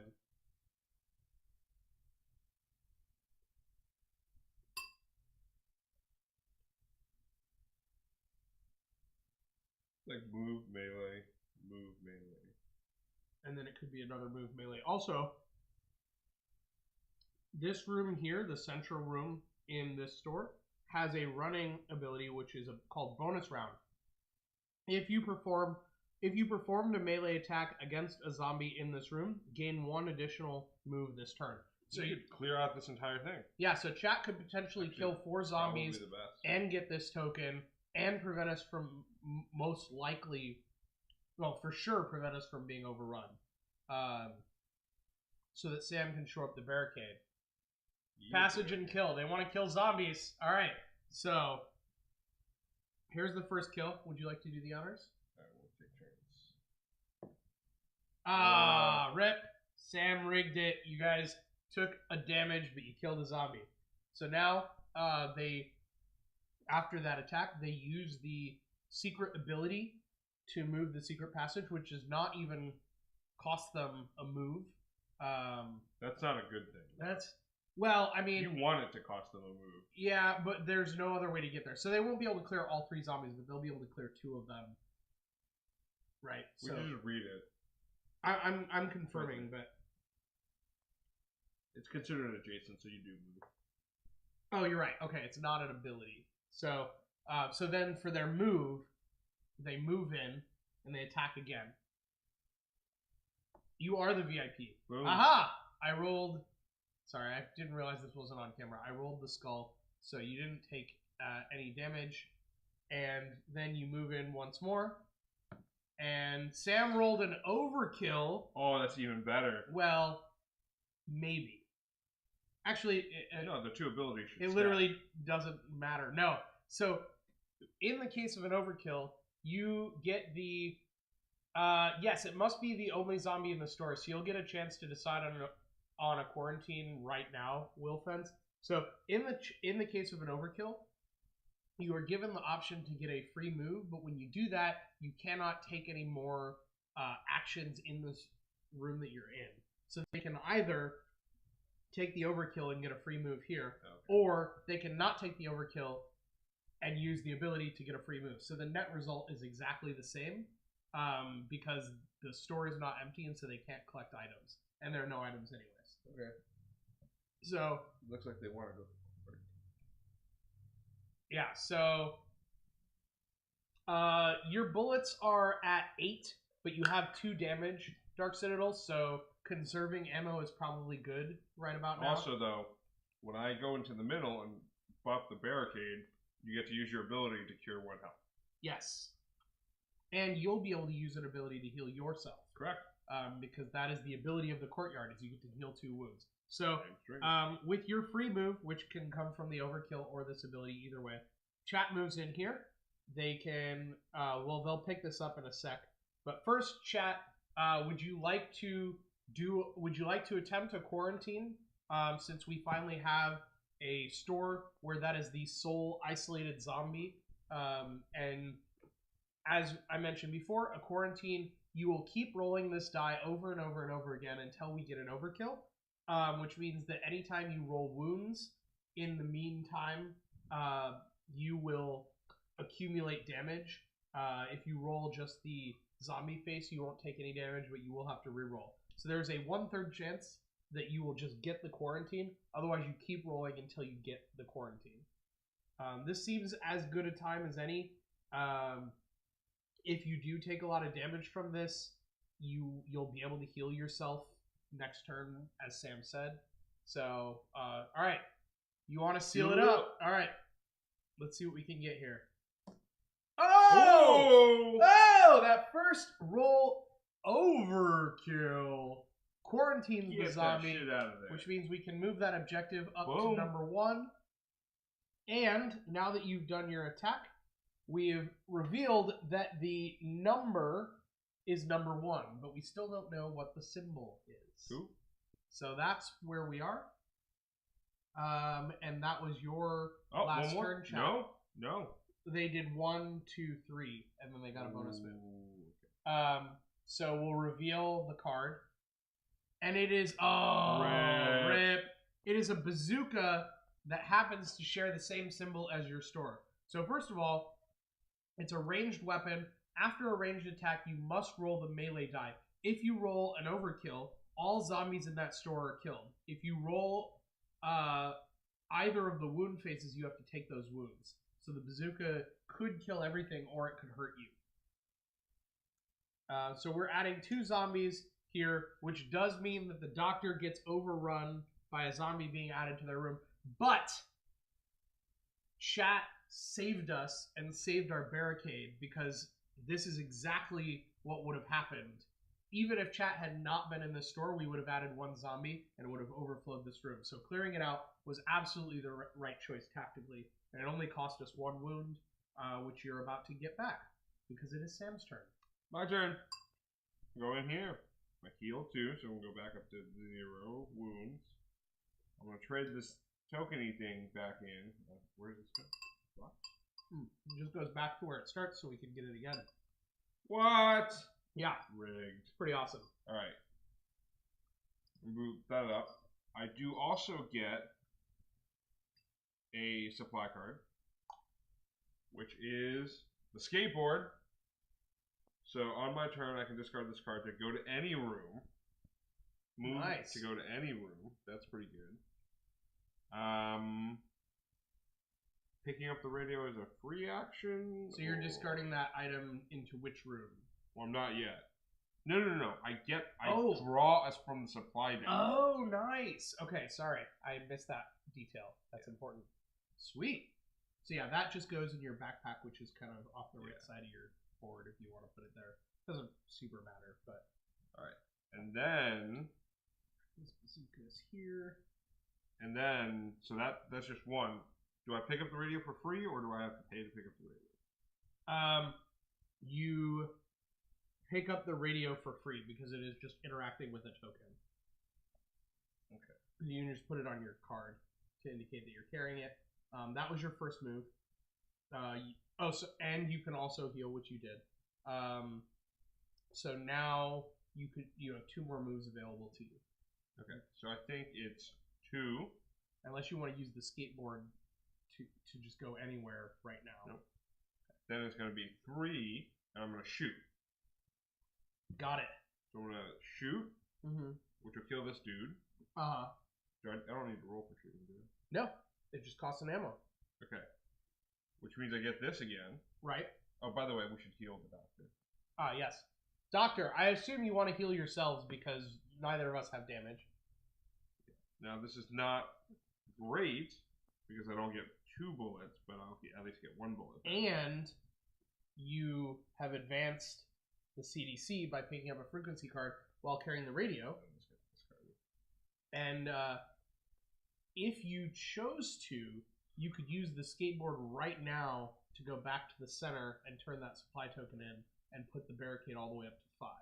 You don't have to, but that is like an option if you wanted to just get out of where you were. I kind of like it. I kind of like it. Let's get aggressive. Seems good because it just means we don't have to worry about the Buff barricade. the barricade. Doctor gets to heal again. And you get another supply. And I get another Card. supply card. So, Doctor, you just got another heal. You're welcome. Oh, And all it costs us was our super cool skateboard. It is actually a pretty freaking sweet skateboard. Alright. I don't know if you guys can kind of see that. Pretty sweet. I got the grenade, so that's pretty good. Alright, now let's reveal. So the frequency card. Alright, so now you're carrying the radio. Which do you want it to be back in that room? Do you want it to be in another room that has items that you maybe could also kill zombies along the way? I feel like I don't know. I feel like at this point we can just keep rigging it. It's pretty good value right now. So the one thing I would say is that there is a cap to the barricade. So that said, you could pick up the supply token and just carry it around for a while. So it's not all bad. I mean, I do want to go there at some point, but I don't know. You just don't pick this one because that shares the same symbol. But any of these three would be fine. I think either the one that you have because it's clear, or the one that already has an item in it would be the best choice. The question is just whether or not you want fireworks and to kill this zombie versus which you would get the ammo back on, or as another zombie is just as likely to spawn there before you get another turn. I'm gonna leave this here, just in the off chance. Oh shit! You know what? What? You're gonna get overrun. I mean, it was gonna happen anyways. Yeah, I'm gonna leave it. I'm gonna do it here just because this is a little bit weaker because it has the gear. Great. What? Chat didn't take a damage. Oh! You're right. Chat did not take a damage because that was a room with a gear in it. Good call, Sam. But we still also didn't get overrun because we only added 2. Correct. So we're good. Chat, you are back to 0 wounds. Learning is important. Okay. Okay. Yeah, I think I will. I mean, I'll put it here. Putting it there seems fine. Now we have to spawn the zombies. I do take a wound because I get overrun, and we also put one. Oh, that's bad. Then, well, it's not horrible, but then the barricade takes a damage because it skips the gear. Okay. These are both full, and it goes in. All right. So I can still come back. Yeah. So now it's even more valuable for you to do what you were doing. So yeah, that was absolutely the right choice. All right. You need another card. Ooh, okay. So Dark Citadel, the win condition for us is completing all 3 of our objectives, which means we need to find the exit and make it to you're the right. exit. Will Fence is absolutely right. Oh, you're right. You're absolutely right. Yes. If there's a person in the room with the gear, it does spawn. Okay, so you would take a damage. Take the damage again. Yeah. No. Sorry. Yeah. There you go. Good call, Will Good Fence. call. Oh, sorry. I moved it. Yeah. Right. Got it. So Dark Citadel, we have to find the exit, the correct exit, and move to the entrance room for that particular store. We have to call the CDC 3 times, of which we have done once. Sam is working on that right now because he's carrying the radio and picking up these frequency cards. We also have to quarantine 5 zombies, which chat just did 1 of. And you can only quarantine a zombie when it's the only zombie in a store. Yeah. So that's probably what my turn is going to be, actually. So I'm not going to do the motorcycle this turn. Actually, I could, because I get moves. Yeah. Yeah. But first of all... Wait. 1. Yes. That's 2. Exactly. 3 quarantine 3, and then get the moves. 1, Yes. 2, 3. Yeah, that's exactly Boom. what I'm going to do. Yes. Get wrecked, zombies. The first thing I'm going to do is move into the entrance to parking deck 2. And I'm going to melee. And I take a wound. Ouch. It's not the door. It's not the door. It is not the door. So we have 2 symbols left. It is either going to be the radio or the vase, I guess. And we know for sure that it is going to be the number 1. Now, even when we have figured out what it is, we still have to have gathered the tokens. Correct. So we'll know from process elimination. Yes, it does take 3 calls for the CDC to believe we're not doing a crank call. Okay, so I killed this zombie just now. I found that token. So now I'm going to go here. Sadly, I would gain a bullet, but it doesn't matter. But I'm going to melee attack again. Woo! Overkill! So I'm going to get extra... I'm going to take it because I don't care about that ability. So I get an extra move, a free move, which I'm going to use to go here and attack. So I have 1 more move left before I do the motorcycle. Remember that, chat. I got another overkill, but you can't get 2 in a row. But it does mean I don't take damage, which is great. Now, using the motorcycle's ability, I'm going to ride the motorcycle, if you can put that on. And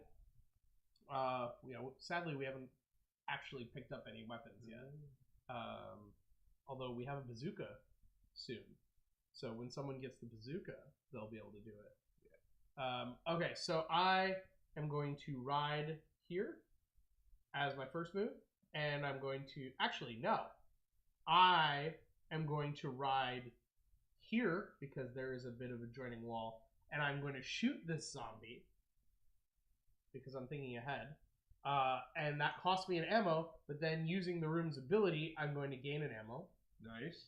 Then I'm going to ride here, and I'm going to shoot this zombie for an ammo because I'm full, so I can afford to use. Well, like I think one. the answer is you shoot this zombie, and then when you go to this room, you shoot that zombie. I was thinking about whether I wanted to spend 2 ammo or just risk the damage. Because using an ammo is basically like the same as a guaranteed wound, whereas a melee attack is a 1/3 chance of a wound. Or, well, one. Oh, I guess right? the question is, where do you want to end up? I'm gonna end up here regardless. No. Oh You no, I have still an have extra one one. more Sorry, move. I'm gonna end up here. Is what I'm gonna do because the ability in that room lets me gain an additional move the next turn. Nice. But I think I don't think I want to use ammo twice, so I'm gonna do this. And there's no cool ability there anyways. So I'm gonna go ahead and shoot this guy, which costs me an ammo. And then I'm going to go here, which is my 3rd move on the motorcycle, so the motorcycle goes back. I have 1 extra move left, but I'm going to melee this zombie. Oh wait, I meant to quarantine it. I should probably re-roll though, because I already know the result. Yep. But I want to quarantine the zombie, which would have been a great overkill roll. I take a damage. That's the other reason why. And Jordan's in trouble. No, nothing happens. Aha! I've quarantined the zombie, so we're up to number 2. I reveal this, so we know for sure now that the real exit is this corner here. So once we've completed both of the other objectives, all players need to get to this room, the number 1 room of LTL Hobbies, in order to escape. So now that I've cleared this room, I can search the store, even though there's nothing here to take.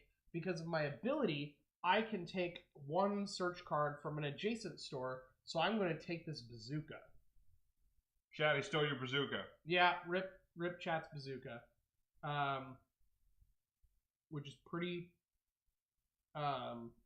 sweet. I mean, I'm more likely to take damage, but I wanted to pick up an item because it's cool.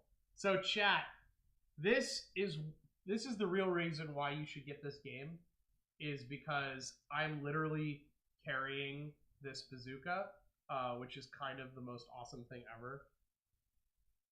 Take a picture of it. Yeah. Get a picture of that. Wait. Because firing a bazooka while riding a motorcycle is the best thing ever. Why its name was Mr. Blasty? Yes, it was. No. Don't like it? Well, unfortunately, it's too close. Oh. Nice. Alright, so we have a bazooka now. I have 1 more move. And actually, I am going to go here and I'm going to bazooka Chat. Chat doesn't actually get hurt by this, thankfully. But I'm going to ranged attack this adjacent zombie. And I then must roll the melee die. I took a wound, sadly. So I'm close-ish to death. I need to be careful. But that was fun. And the zombie is dead, so that's 1 less that chat has to worry about. Which means that chat will hopefully be able to quarantine on their turn. Roll the dice and take our fist to your face. So now, as my last move, I'm going to use the stopping ability in this room to gain an additional move next turn. Nice. Pretty freaking sweet. All right. Let's see what I was carrying. Oh, no. It's a Ninja Star, which I can put in my backpack. Discard this card on your turn to immediately kill a zombie in an adjacent room, which is great. However, it shares the same symbol as my room, so we're going to spawn 4 more zombies. I blame Jordan. 1, 2, 3. Hey! Nope. Oh, because it's a gear room. 3 and 4. Yeah. So this could get hairy if we reveal that symbol again next turn. It's okay. I got you. Fortunately, the barricade's doing okay. Sam's doing barricade runs. He's doing supply runs over and over again, just to bolster our barricade. All right, so that is the end of my turn. Chat, you have an isolated zombie in the next room, and Get you a free turn. I don't think it'll get you a free turn because it is not technically a melee attack. It is a quarantine. Oh yeah, if you want. If you choose to quarantine, so you can either melee attack it in order to get an extra move this turn, or you can attempt to quarantine it because it is eat him. Yeah. So I vote that chat attacks and then tries to quarantine this dude. That could work. Yeah, you could. Well, actually, they have enough moves to do 2 quarantines this turn. They could move, quarantine, move, attack, move, quarantine. So that we could get almost done, completely done with that this turn. It's super risky. It is, but chat has a lot of health, and they're gonna keep being able to heal. All right. Well, they can also heal you. It's true. It's But true. yeah. Or either chat or myself can also head back to the center if we wanted to heal up. It's up to you, chat. Chat rolls well, says Meat Bomb. So if chat wants to take the risky move, it's attempt the double quarantine. If you want to not take the risky move, it is actually wait. We can do both of what Sam and I want. Check this. Melee attack here to get a bonus move. Move here, melee attack. Move here, quarantine. You have a bonus move, so you move here and quarantine again. Boom. So chat could do a double quarantine and kill 4 zombies at the risk of taking shit tons of damage. But if you take early damage, maybe you just don't go for the last quarantine. Yeah. And chat will be able to pick up this fireworks because they'll be able to search that empty room. Nice. As well as picking up the supply to take back to the barricade. And flipping that thing. And flipping that token. So chat, do you want to go balls to the wall, like super risky move, kill 4 zombies, double quarantine, pick up 2 tokens, and get fireworks? Because that seems pretty freaking strong. Sure, but Jordan can't steal our stuff in the future. Hey, I'm a burglar. What'd you expect? We're too healthy. We should risk it. All right, that is a vote for risking it. What are you all thinking?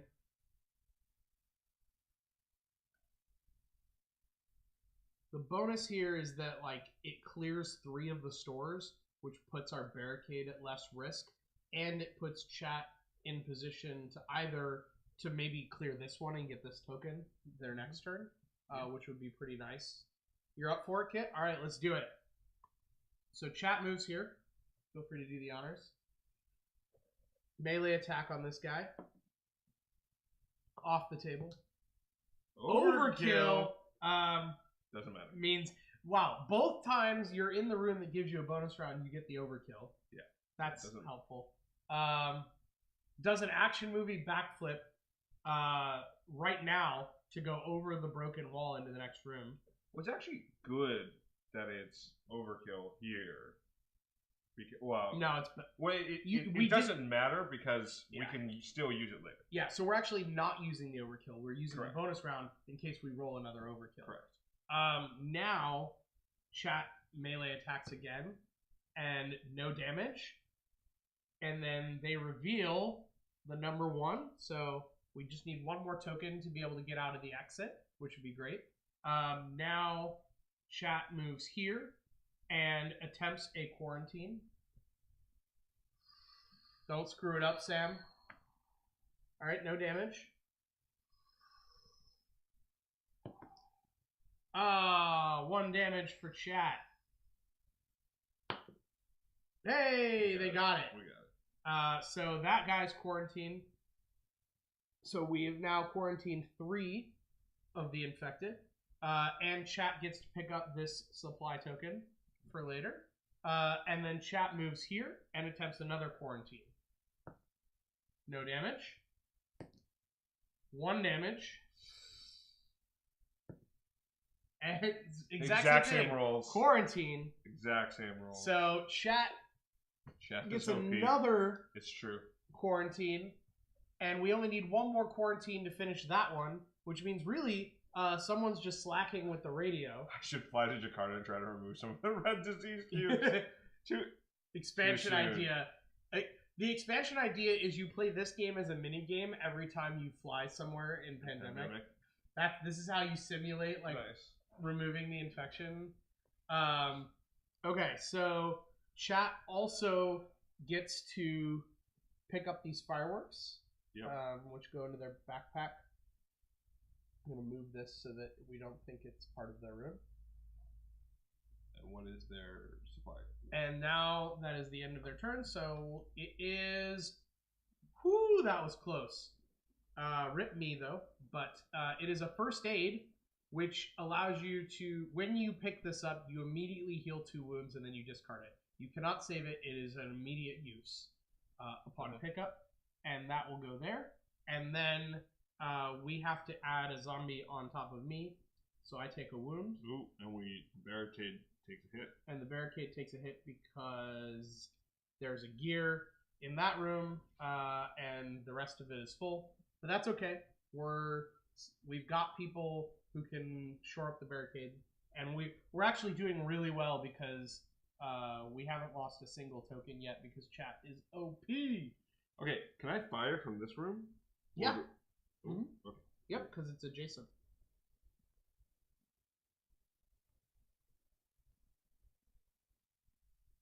Okay. It's my turn?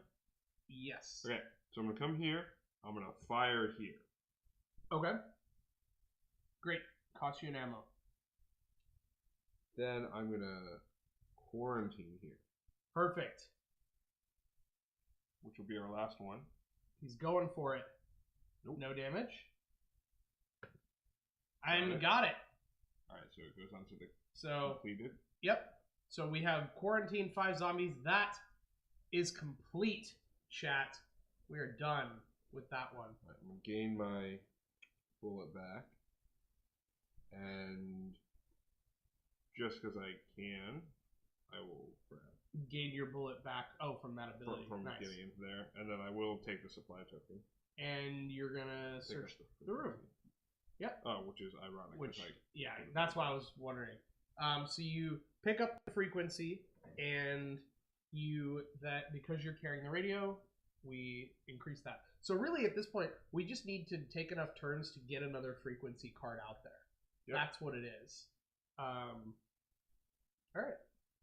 I have good news and bad news. Okay.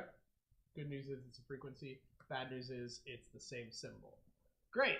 So, first thing that's going to happen is Sam's going to eat a damage as he gets overrun. Well, I'm going to roll. He's going to try and not eat a damage. I do not. He does not eat a damage. Second thing is, this one is already full of zombies, so they spill over here and here because there's a gear in this room. Yep.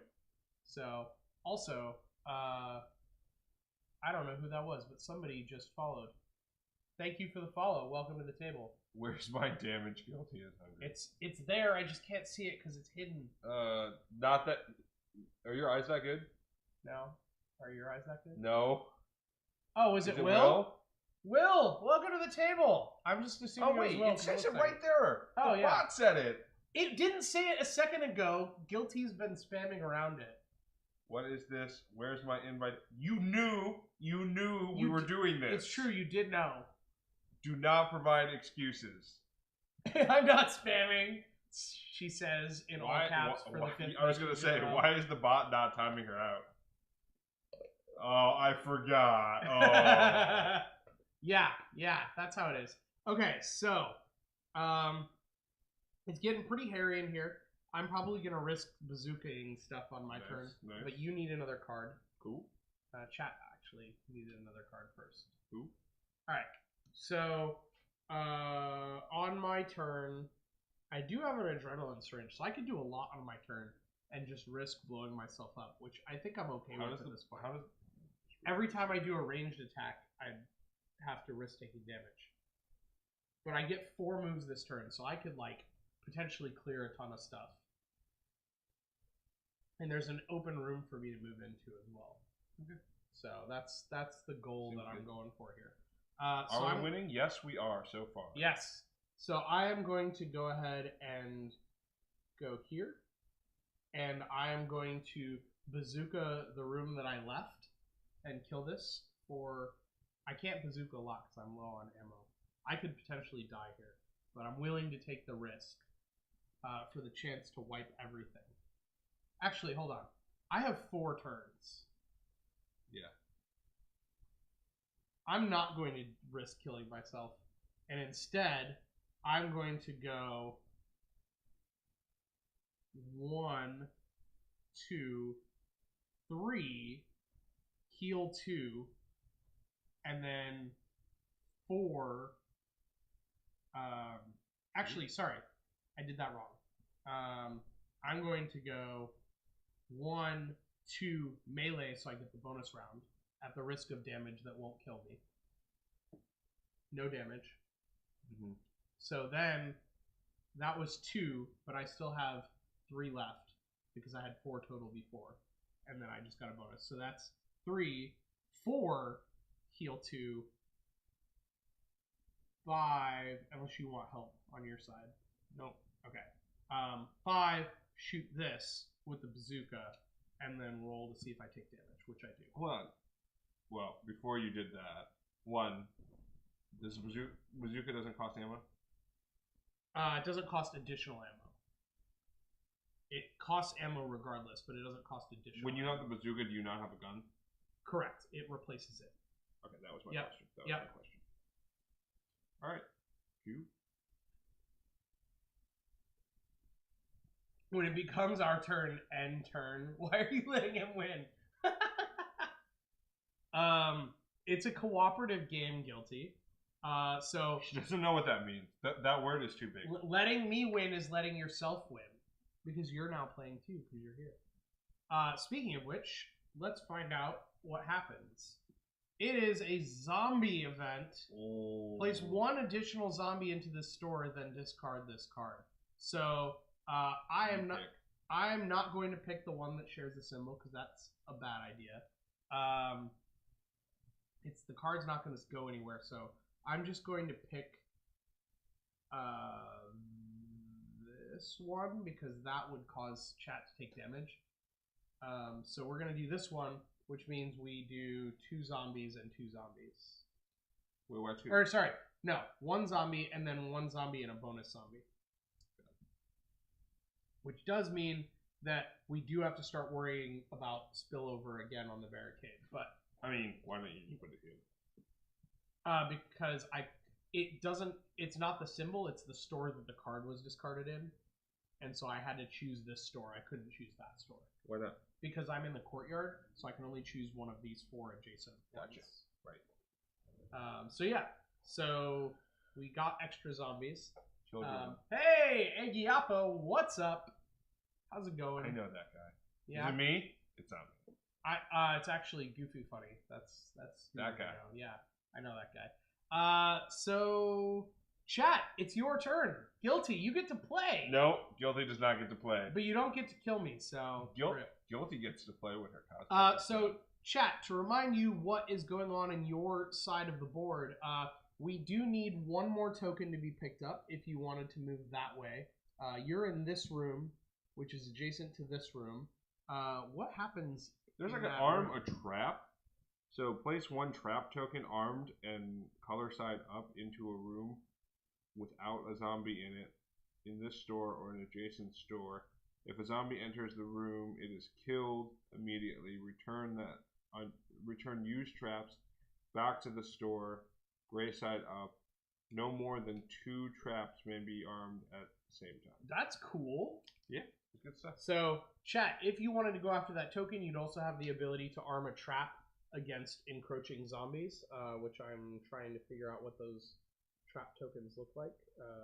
Well, it's gray on one there side, we color go. on the other. It also says trap on it. Well, yeah. Convenient. You were taking your time.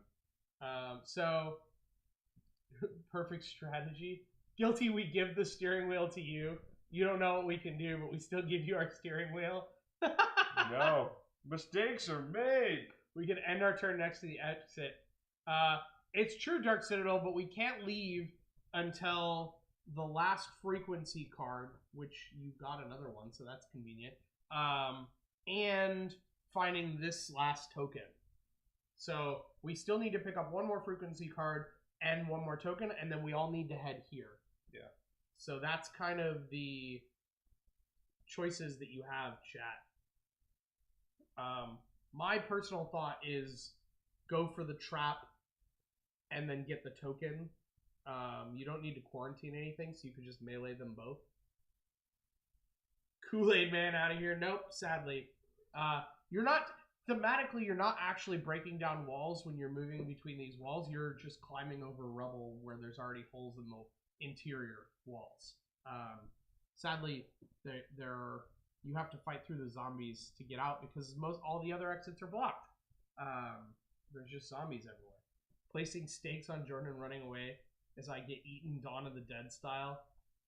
I mean, I've got the bazooka kit, so bring it! Yeah, you could, you could do that. You have 2 damage, Will Fence, so you could move to this room, get the first aid kit to heal, and then you could still kill both of these zombies and get the token and get the trap if you wanted. That's a really good plan, Will Fence, because you guys have 3 wounds, so you'll be able to heal 2 of them with the first aid. Yeah, I'll kill myself with the bazooka. It's fine. Don't worry about it. I'm literally like 1 attack away from killing myself with the bazooka. Okay. So, Alternate. hey, Yappa with the 500 biddies. Thank you very much for that support. We appreciate it. That is 2 beans for Jordan when he gets back in the office. No. That is what I heard. No. Okay. No. Oh, okay, so here's my alternative plan, depending on how this game ends. 1, 2, take the radio from me. They can't unless you've already dropped it. I have to drop the radio? Yeah. Transferring items is really slow in this game. It's easier to just let you do it. Okay, well, because I was thinking it'd be helpful even if I cleared a path here, I could drop into healing grenade. I honestly don't think we'll need to worry about it. I think if chat gets this token and you clear this out and get the last frequency card, we'll have completed all 3 objectives, and then we all just race for this exit.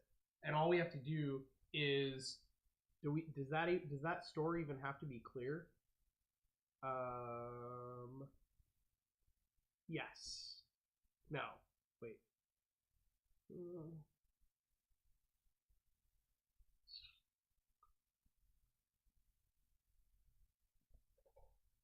No, it just says you have to be in the room. So my personal thought is we just make a run for it. Okay. We aren't at the office, Mr. Draco. This is our new studio space that has thematically appropriate backgrounds, aka my game shelves. I just put these together, actually. So it's brand new. All right, back to the game. Yeah, so I really like Will Fence's strategy of getting the first aid kit and then clearing the room to get the last token. Because then that means on my turn, I can just heal and start running there, and then we can all just run, basically. Because even if the barricade takes a little bit of damage from overflow, in the meantime, I think we'll be okay. This is my basement dungeon, Dark Citadel. Whoa, guilty. You're right. It's true. He's a nerd. He's probably one of those people who like goes to cons and cosplays. Yeah. Oh. Oh, Yeah. Those people are the nerdiest. No, I'm actually not that nerdy. Oh, I would never be so nerdy as to go to a con in costume. I go as myself because like that's way too nerdy. There's no guilt associated with It's that. true. It's true. Nerdom. Yeah. I'm not guilty about my nerdism. So It might.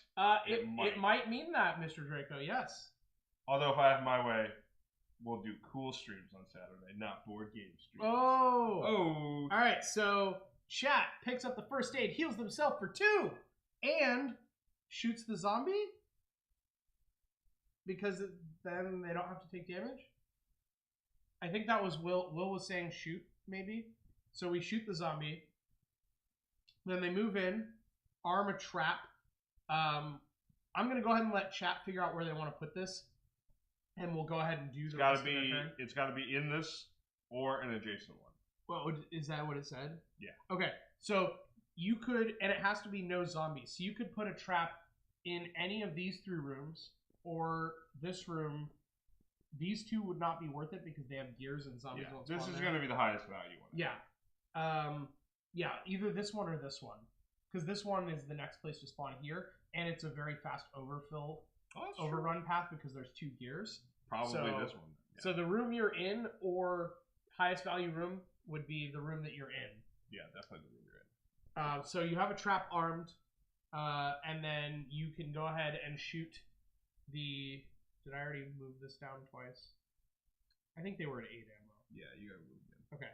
So their health should be at 0, not 1. No, they were at 3 and they healed 2. Oh, okay. Yeah. So they shoot this zombie at the end as part of their second turn, technically before they arm the trap, and then they reveal that the exit is here in LTL Hobbies, is the only unblocked exit, which we know because we've visited every single exit.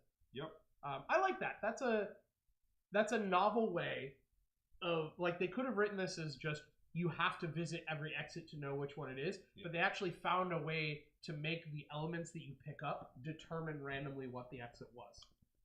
And save it for the review, Jordan. Yeah, that's cool. I will. No, but I agree. I like that mechanic. So that was all of chat's moves because there's no zombies they can shoot. Yep. So now we reveal their card. Speaking of which, I need a card. We've got plenty of cards left in the deck, so we've got a few turns left before we lose. Whoa! Service dog. It's a service dog. Woof. Find the doggo. Well, I don't know if we need him yet, but there is a doggo. There's only one token that is not a square. Okay. So service dog is a backpack item. Yeah, Oh my god. And it has every symbol. So no matter what you draw it in, this was one of the promo cards that came with the deluxe edition. So no matter what you draw it in, it just goes ham. So we're gonna spawn lots of zombies here, but after you collect this card, place the dog token next to your item meeple. It will move as you move. When the dog is with you, you may collect items, use room abilities, and pick up objective tokens, even if your store still has zombies in it. That's pretty awesome.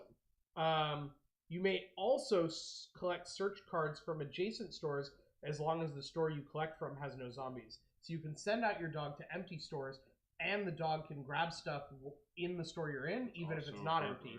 However, the next time you would take a wound from being overrun, instead the dog is eaten alive and becomes a zombie dog. They haven't actually collected this yet, so the dog will go on the card for now, until they collect it. Oh, thank God, because you would get overrun immediately. Because now, since it has every symbol, it spawns 2 there, and where's the other one? Here. Spawns 2 here. Wait, hold on. Oh wait, but the trap gets activated and kills that zombie. Yeah, but hold on. What? If it's got every symbol, why wouldn't it spawn everywhere? Because it... Oh, that's a good question. It probably does spawn 1 in the other ones as well. Ooh, we're fucked. I don't know if we're fucked, but it's pretty bad. No, we take 3 damage. Do we? Yeah. Because this overflows. Overruns. This one Yep. I just spawned. And then this one overflows into this one, which overflows Yes. here. This one overflows into there. Ah, you're right. It actually doesn't break our barricade though. And then this one spawns here. So we just took 3 damage because of the freaking service dog. Thanks. Yeah. So there is a zombie dog thing that I think comes up if like the zombie player gets it, where you can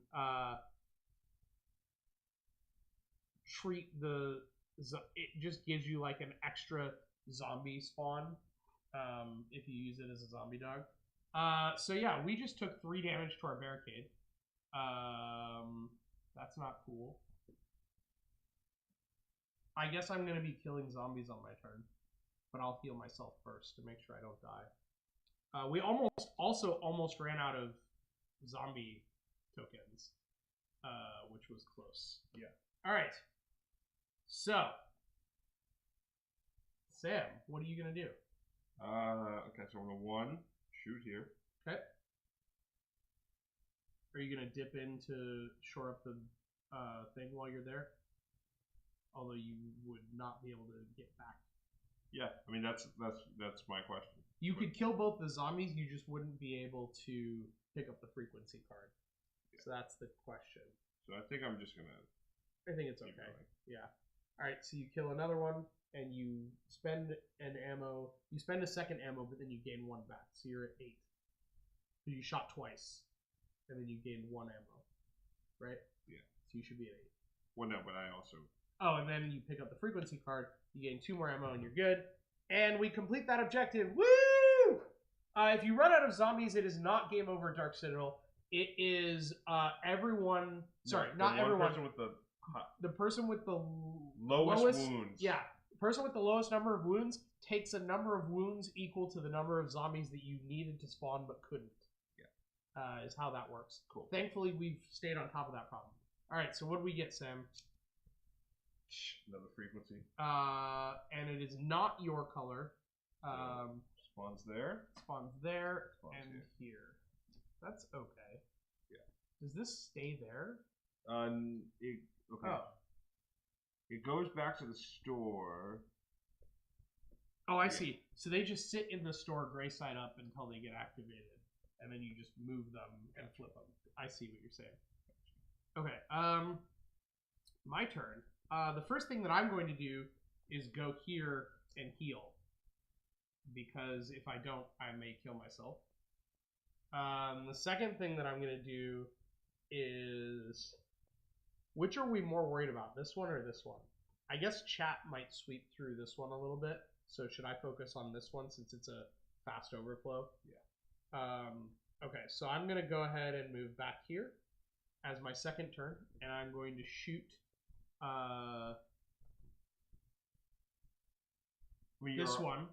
I'm going to shoot this one, and then I'm going to roll the melee die. I take a wound. Then I'm going to go in here and melee because I want the bonus round. Yep. No damage, so it dies.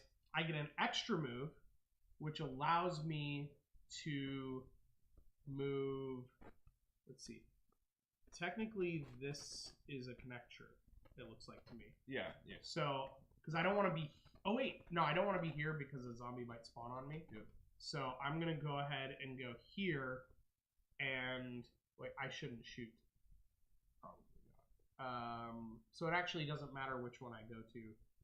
I should go here because it means this store is less likely to fill up as fast. Because I would take a damage no matter which room I went to if a zombie spawned. But if I'm here, it would spawn here instead of here, which would mean 2 things could spawn in that store. Sure. Before we would take barricade damage. All right. So that's my turn. Oh, give me a card first. That didn't draw. Good call. Now it's your turn. Ah, yes. Thank you, Goofy, for pointing that out. For those of you who are just joining us, we are giving away 2 free copies of this game. 2. Yes. 1 we are going to give away at the end of the stream. I don't know where they went. They are right here. Because On the Tiny Epic shell. On the Tiny Epic shelf. I should make one shelf tinier so it can be like all just Tiny Epic games. Just like, yeah. Just We have 2 copies of the game. Boom. Right there. So we're giving 1 away tonight, live. Buy your tickets for it, ! Giveaway. The second way that we're giving away a copy is through our Gleam. So if someone could type ! Gleam in chat, that'll give you a link to the giveaway, and you can win by going to that link and doing some quick social actions. There is a Tiny Epic game on the middle shelf. It's true. It's Tiny Epic Western. That's just... There's a categorization system between like party games, heavy strategy games, and middle games. And my on-the-spot judgment was that Tiny Epic Western is not quite as heavy of a game as Tiny Epic Zombies or Tiny Epic Galaxy, so I put it on the middle shelf. But that may change. Don't tell Guilty it's rigged, so she or Dark Citadel will win. It's true. So yeah, everyone go check out that link, bit.ly/TEZ giveaway, because you could have a chance to win that second copy. So make sure to give as many chances as you can, because this game is awesome. Yes, giveaway Guilty. 2 giveaways. Buy your tickets. Enter the Gleam. Tiny Epic Galaxy isn't the heaviest game ever, but in terms of like what is on this shelf, I think it is more or less heavier than everything that is on this shelf. Because examples of things that I put in the not heavy are like Red Dragon Inn, Ticket to Ride. I mean, I don't know. I would argue that A couple Tiny of these Epic- could move over, but yeah.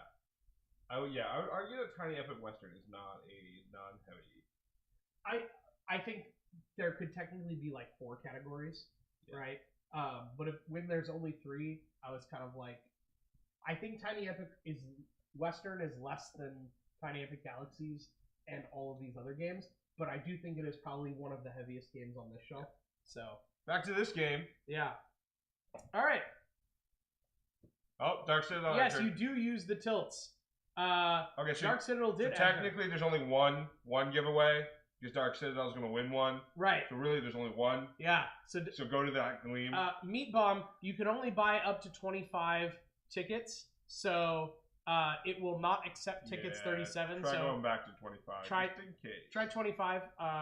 The bot is not set up to like allow an overkill and know how to deal with that, because Overrun.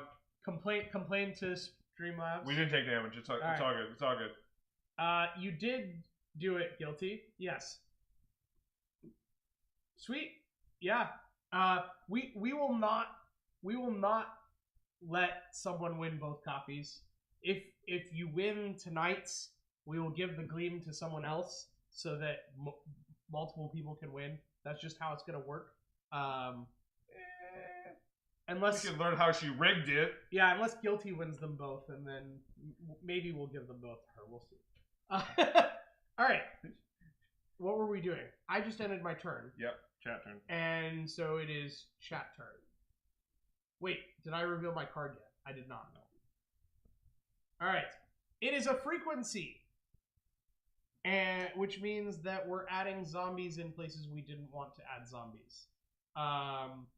We're gonna add a zombie to me. to you, so you take a damage. I know, maybe. I roll. You roll, and then we're gonna blow up our barricade. Oop, take a damage. All right, so Sam takes a damage, and then, sadly, our barricade hits 0. So let's remind ourselves what happens when the barricade hits One 0. of these guys goes Which is away. we lose one of those. We may also take damage, which I'm double checking on. Nope, that's it. We remove one of the survivor tokens and then reset the barricade to 2. So, chat, we are slightly closer. Know that we're playing on the easy mode because it's a learning game. If we were playing on normal mode, we would have started with 2 survivors instead of 3. So even on normal mode, we would be in really good shape right now. If we were playing on hard mode, we would be in trouble for sure.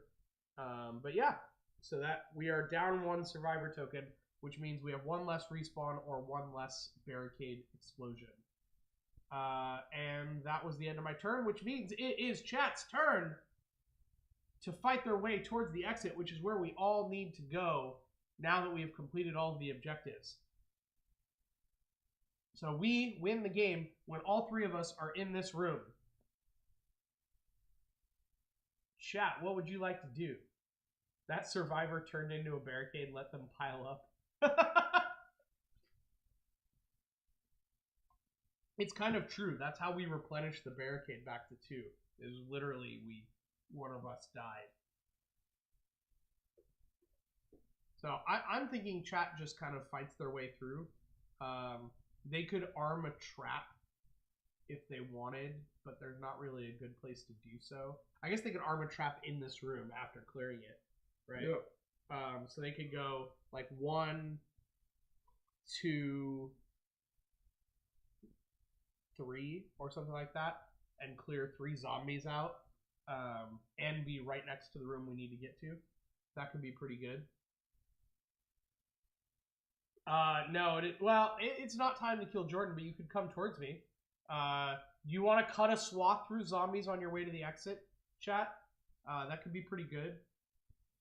Yeah, I personally think they should clear out the middle room as best as they can, because there is no path to finishing until my next turn. Right. So we should play safe. That's true. You can get the dog if you go here, shoot this zombie, gain a bullet ammo, then go here, kill this zombie, pick up the service dog, and then you could still clear 1 here. But I So what you could also help them, right? On your turn, you could go 1, shoot, 2, increase barricade, 3, shoot, and we would only have 1 zombie in this store. That wouldn't be terrible. Yeah, that's true. And as a bonus, you would end your turn in the center, which means we'd less likely to get a double zombie spawn, because you can choose where your card goes. What does your item do? You have fireworks. You can discard that card on your turn and take up to 3 zombies from anywhere and place them into any rooms without zombies. So if you wanted to, you could just clear a store, but you would have to put them somewhere else.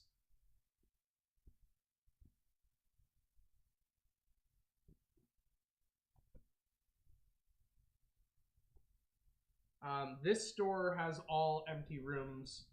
This store has 2 empty rooms. There's an empty room here. There's some empty rooms here. You could move the you could say, like, take... Is it any 3 zombies? Or is it 3 zombies? Yeah, 3 zombies. You could basically move zombies into gear rooms because they wouldn't spawn there anyways. That would be really powerful, actually. So you could, like, take them out of your path or places where they're likely to fill up, because we've got a gear here, and a gear here, and a gear here. So we could fill up all 3 of those rooms, and then you could even kill them, right? Like, chat could spend their whole turn in this room clearing it if they wanted. I also have a grenade, so I could use it. Yeah? But probably. Yeah, and you have to do it when you're entering a store, so... Alright. We get... Dark Citadel gifts me all the zombies. I mean, if you wanted to give me a zombie, I could melee them, but I'm likely to kill myself doing it, so it's like... Although, if you want to give me 1 zombie, that would not be terrible, because then they wouldn't spawn in my room.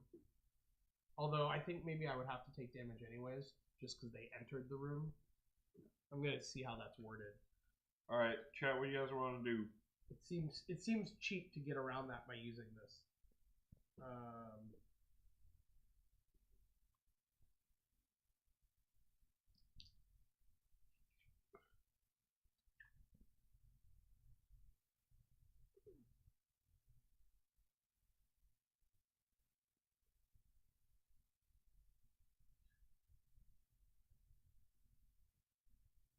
They want to follow the path that I lined out. Okay, so that would be move here, kill this zombie, activate the trap, move here, kill this zombie, and then move here and kill this zombie.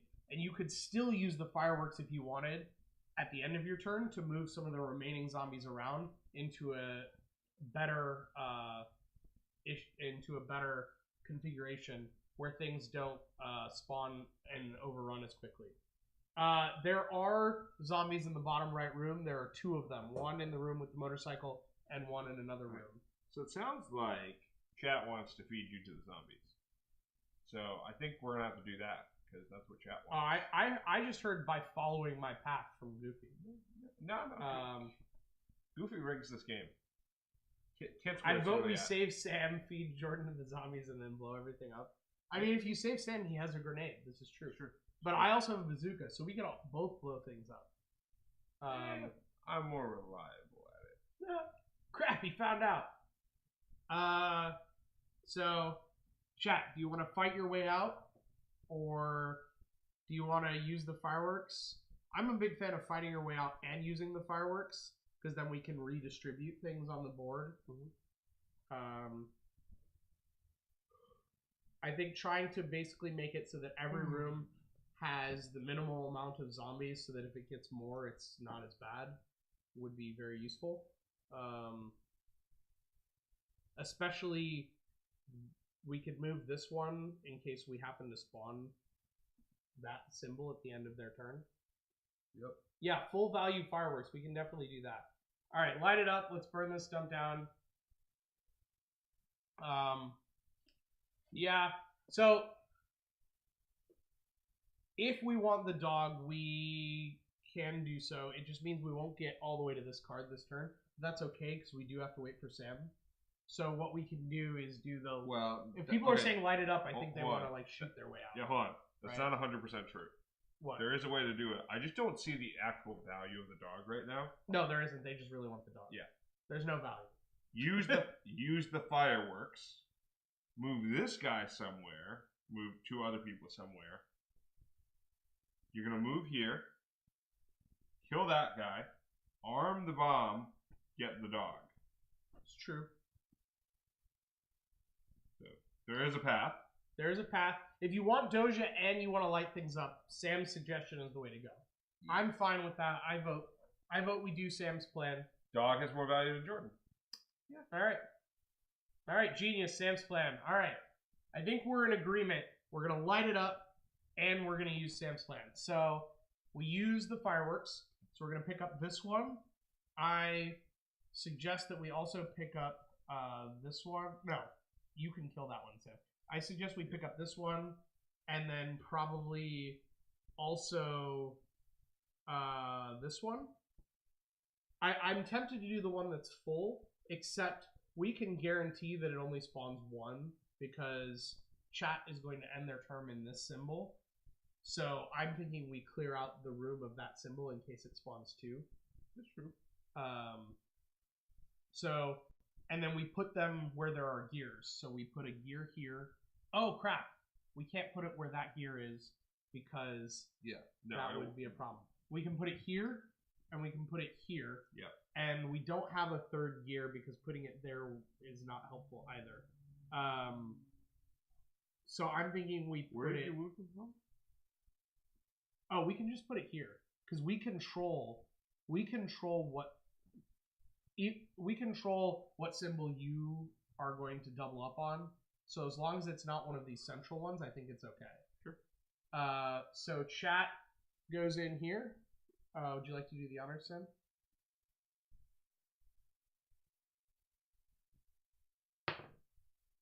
They overkill it, so they're going to get an extra move. They arm this trap. They get the dog. I think they should arm this trap. Okay. Sure. Because we cleared it up. Yeah, makes sense. Then they now have 3 moves left, which means they could kill all 3 of these zombies if they wanted. Yep. Chat, do we want to kill them by lighting it up with your pistol or by going all melee? That's the real question. Pistol is basically 3 guaranteed damage. Okay, so I would argue pistol. Here's why. Okay. You get into this room, you get 3 back. Oh, that's true. Yeah. Okay. No risk. Yep. Cost Yep. free. Overkill. So we go here. Shoot this guy. It dies. We go here. We shoot the next guy. He dies. We go here. Wait. It's up to you. We go here. Yeah. And we shoot this guy. He dies. And then chat picks up the frequency for 3 ammo. And their dog comes with them. And they bang bang all over the place. And that was their turn. Yep. So chat, let's see what you drew. It is another adrenaline. Wow, we played that smart. Yeah. So we do get the worst case scenario, which is we spawn 2 zombies here, and we're gonna spawn 2 zombies on top of us, which means I'm going to take a damage. But this is exactly why I went to this room, because it made sure they spawned in the gear, so it would fill up slower. I'm willing to take a damage for that. And now it is Sam's turn. Okay. We go 1. Yep. 2.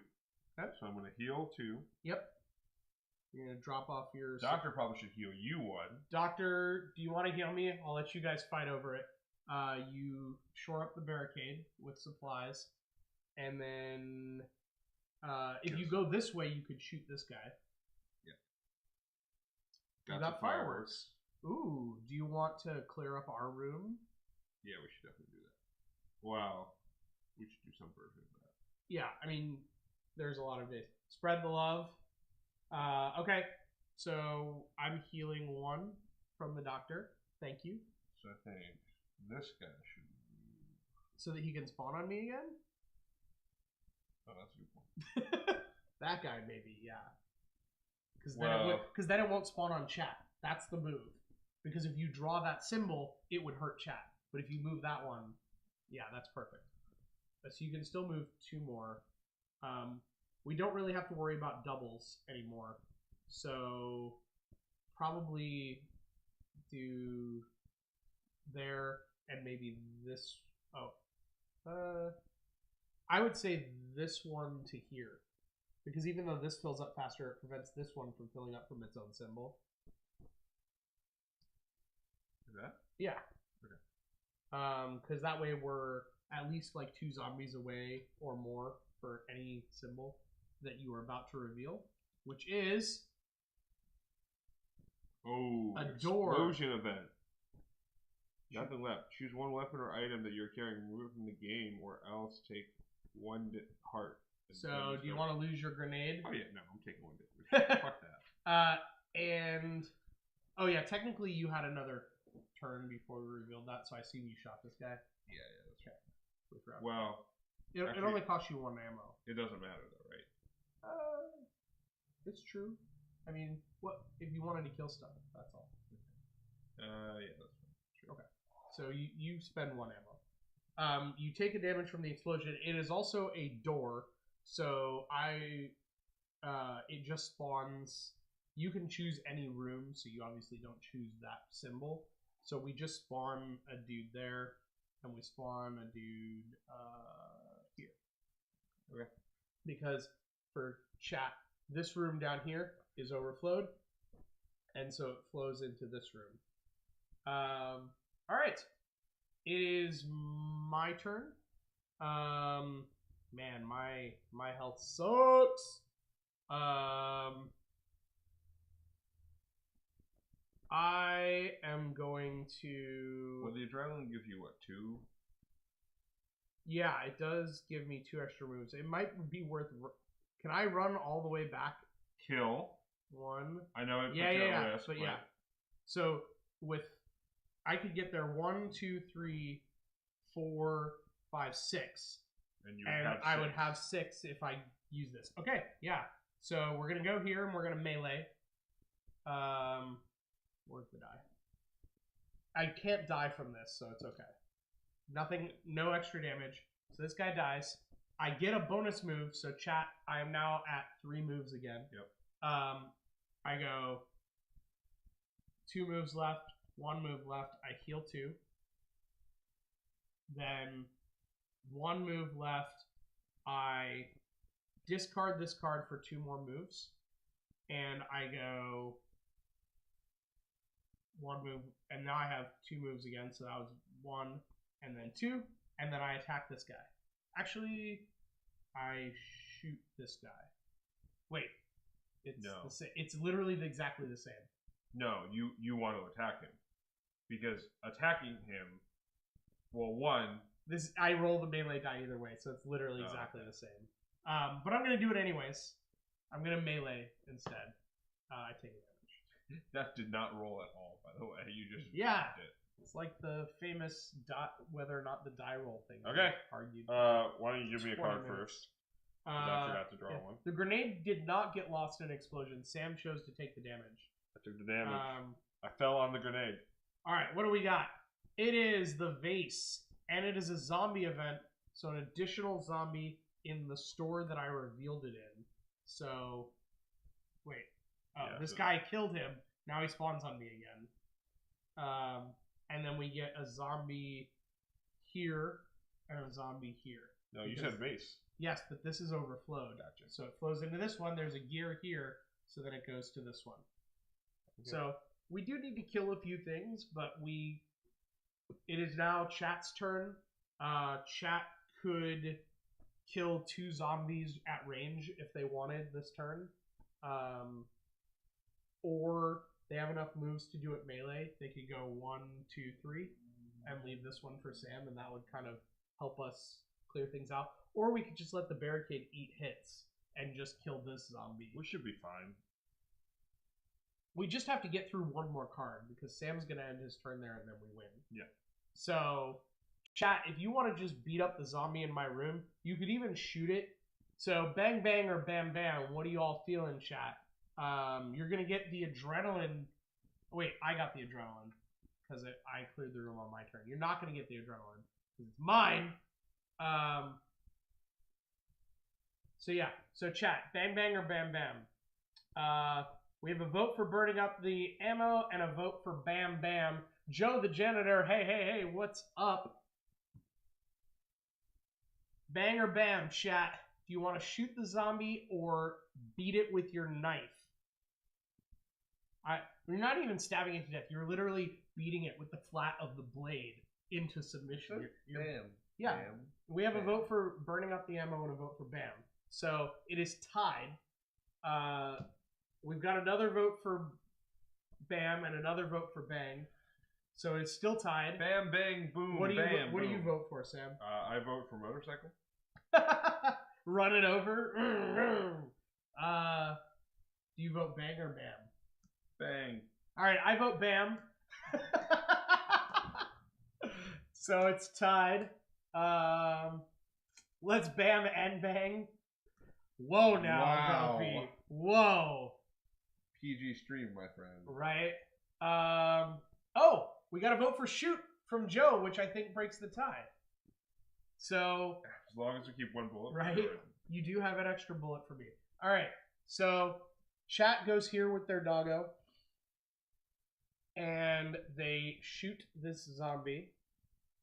And then they move here. Wait.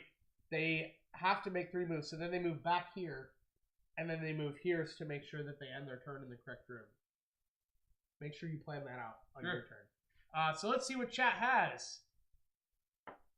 It is an Uzi that they find in a room that causes a double zombie spawn. Okay. The Uzi is after you perform a ranged attack, you may spend 1 additional ammo to move another player from an adjacent room up to 2 rooms away. Ask them for permission first. They do not perform any actions. That's pretty cool. So we spawn here, right? 1, 2. Yeah, and then we took a hit. And we took a hit to the barricade because that one filled up. And chat and I both took damage.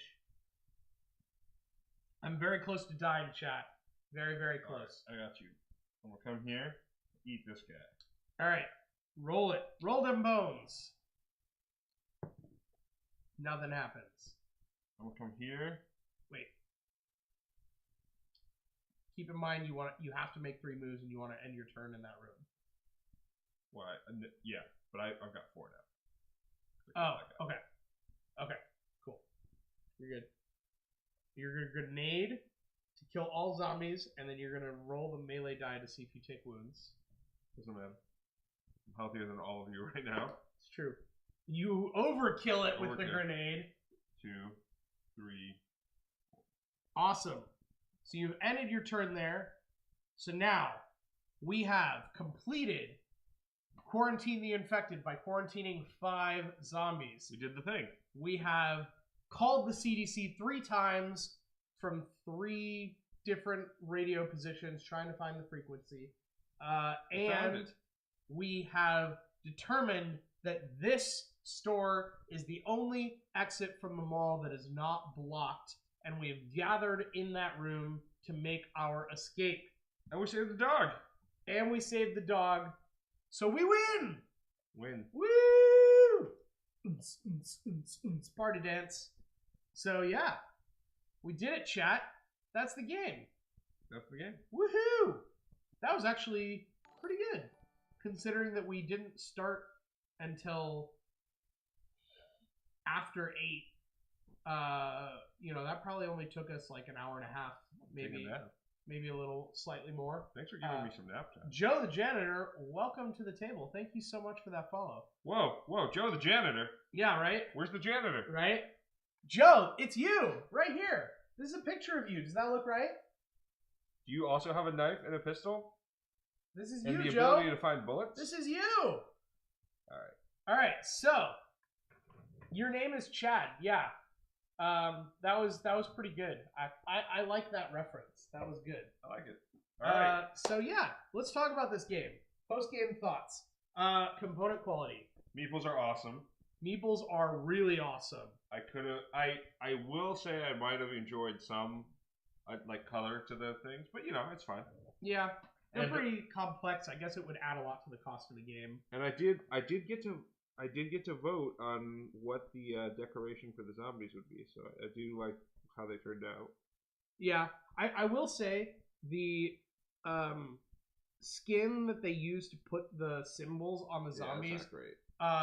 didn't cut perfectly in some cases, so there's like some extra pieces on the edge of the zombies that are kind of hanging loose and falling off. But it's not a huge deal. It's not bad because they clearly printed the covering to be bigger than the zombie and then tried to cut it off so that you would get the full zombie picture no matter what. And they succeeded in getting the full zombie. I love item meeples. This is not the first game that they've made with item meeples, but I love that they have this system where they're not just meeples, but they have these little holes in them so that they can hold items. Hence, item meeples. It would have been cool if we drew more items in order to have fun with that, but that's just luck of the draw. We randomized the 24 cards in the deck, so I assume that there are a lot more items in the deck that is over there that we just didn't get because there's a ton of items to choose from. In fact, there's a shotgun here. Oh, we also got that Uzi and the submachine gun that we never got to pick up. That would have been items to put on our meeples. Let's see. The motorcycle is pretty cool. There's also a cop car that you can have, which is pretty neat. So, and the fact that they cut it out so that you can literally have a meeple ride in it as they're moving through the board is pretty sweet. Cool. It's so cool. For a game that fits in that box, yeah, this is a lot of stuff. The artwork is great. The rooms have a lot of detail to them. They're not just bland rooms. They're like really detailed. They're double-sided so that you get even more rooms when you're randomizing the layout. The symbols are very clear and distinct. So they're not just relying on color. They're also using symbols really nicely. The artwork for the items, cards that you're drawing is really colorful and also like feels thematically appropriate. Like it's a good color scheme for it. They did use some cubes in a few places, but they have unique colored cubes to match up to the different objectives that you might have, and in this case, a cube actually makes sense because it's literally just something that you're advancing one at a time until you get to the end. So I'm okay that that's just a basic component. Yeah, and it has this really sweet mat that everything is sitting on that you can see here, which does not come in the box. It is a separate thing that you can buy.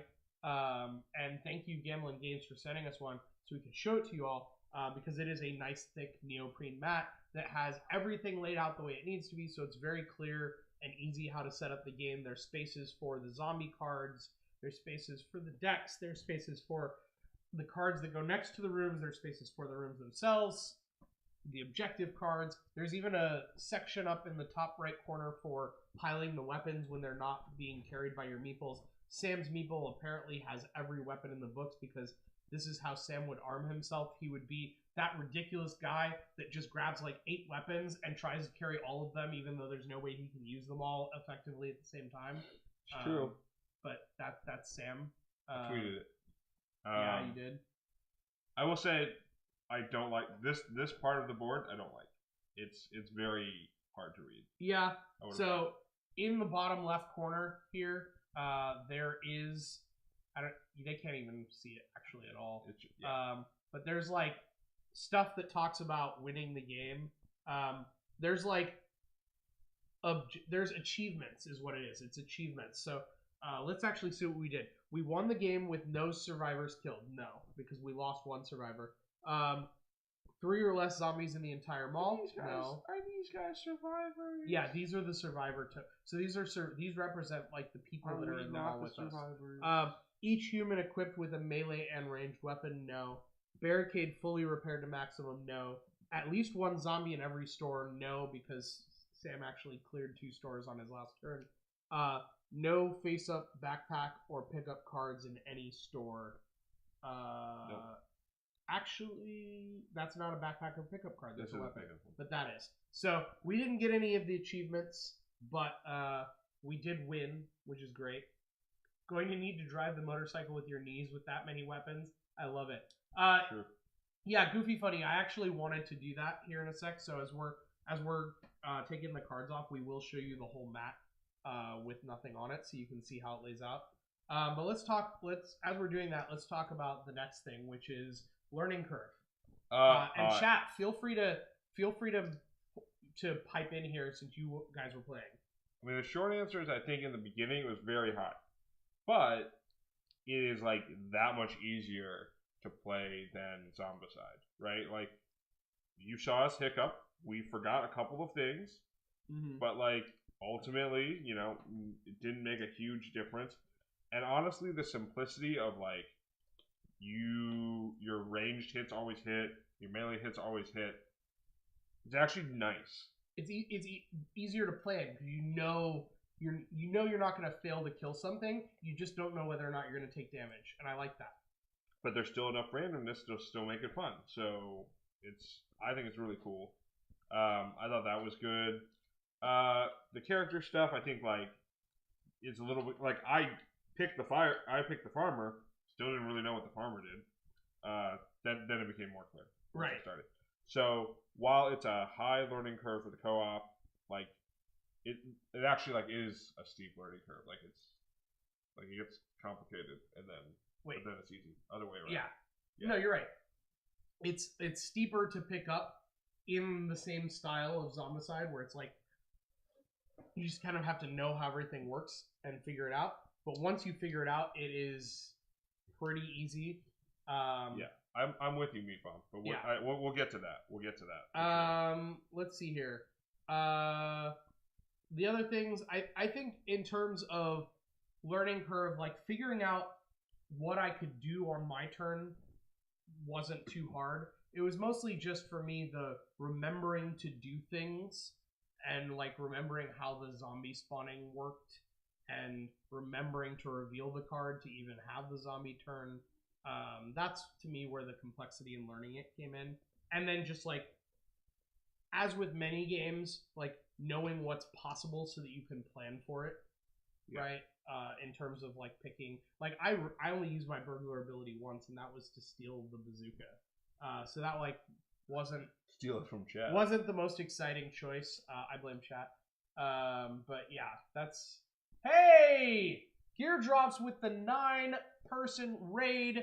Welcome, first raid. Congratulations. First raid. Welcome everybody to the stream. We just finished the game, but we are doing our post-game review, and stick around because we're doing a giveaway, and you could win right now. Type !giveaway or !gleam to find out about the 2 copies that we're giving away. We'll talk about that in more detail in just a bit. 1.5 copies. Dark Citadel has one left. Right. So, all right. So we have the we talked about learning curve here. Let's talk about the complexity of strategy. It was good. Like, it, again, this game just, it reminds me a lot of Zombicide, obviously. Mm-hmm. But, like, a Zombicide that you could teach someone in, like, 20 minutes. And, like, is just incredibly, like, better than the Zombicide experience. Like, I think I spend more than 20 minutes relearning Zombicide Every time I play it. Yep. So the fact that, what is this for? Is this for the weapons? Yeah, for weapons. Yeah, the fact that you could explain the full game, and I do feel like it's approachable to someone who's new. Like, just like all the tiny games, right? Like, I'm shocked by, like, Galaxies is complicated, has a lot of strategy, but like my friends who've never played them before and like pick it up and love it, it's great. So I think that's the same thing. Yeah. Bye, Gear Drops. Thanks for stopping by. I hope you had an amazing stream. Yeah, I would agree with everything that you just said. I think that in terms of like the complexity of strategy, I like that the strategy that you have to take to win the game changes every game.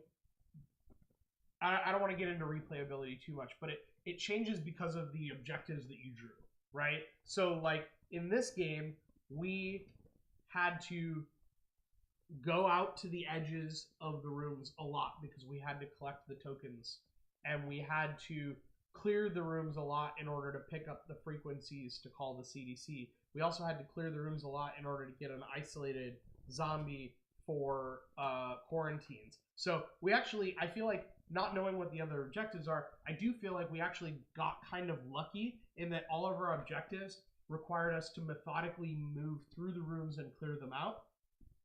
And so we were able to kind of do many things at once. We have not played the other game modes yet, Dark Citadel, so we don't know how they are. I do know that the zombie, when you have a player playing the zombie, one of the things that's different is they get a hand of 8 cards, and they get to choose who gets a card. So they can like try and make the double item spawn, the double zombie spawns happen more often and things like that. There's also a couple other things that happen as far as I think they get to spawn additional zombies as well, just generally. But they get to choose they get to look at like 8 cards and choose which one they give you to have appear. So they can like hoard the really good ones and make sure you never see them. They can try and make sure that you get a symbol for a room that you're in the hopes that you're still there at the end of your next turn, that sort of thing. So, I think in terms of replayability, moving on to that, it's very, very high. Super high. As I showed you all before, these rooms are double-sided, so they're not 8 rooms, there are 16 rooms. So you mix up all 8 of them, you can mix up flipping them around, and then you mix up what direction they, like what orientation they have next to each other. The only thing that's constant is the courtyard. So I think that is really cool.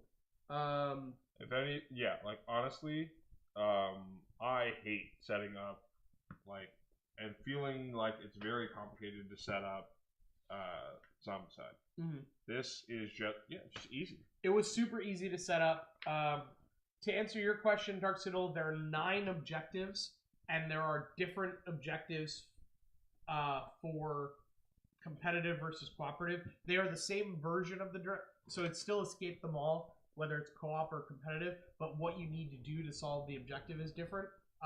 So in the competitive objective, to use this example, there are actually 4 real exits, and it is the 4 combos of number and symbol that you find. So half of the exits are valid, whereas in the cooperative version, only 1 exit is valid because it's easier to play against the game than it is to play against a zombie player.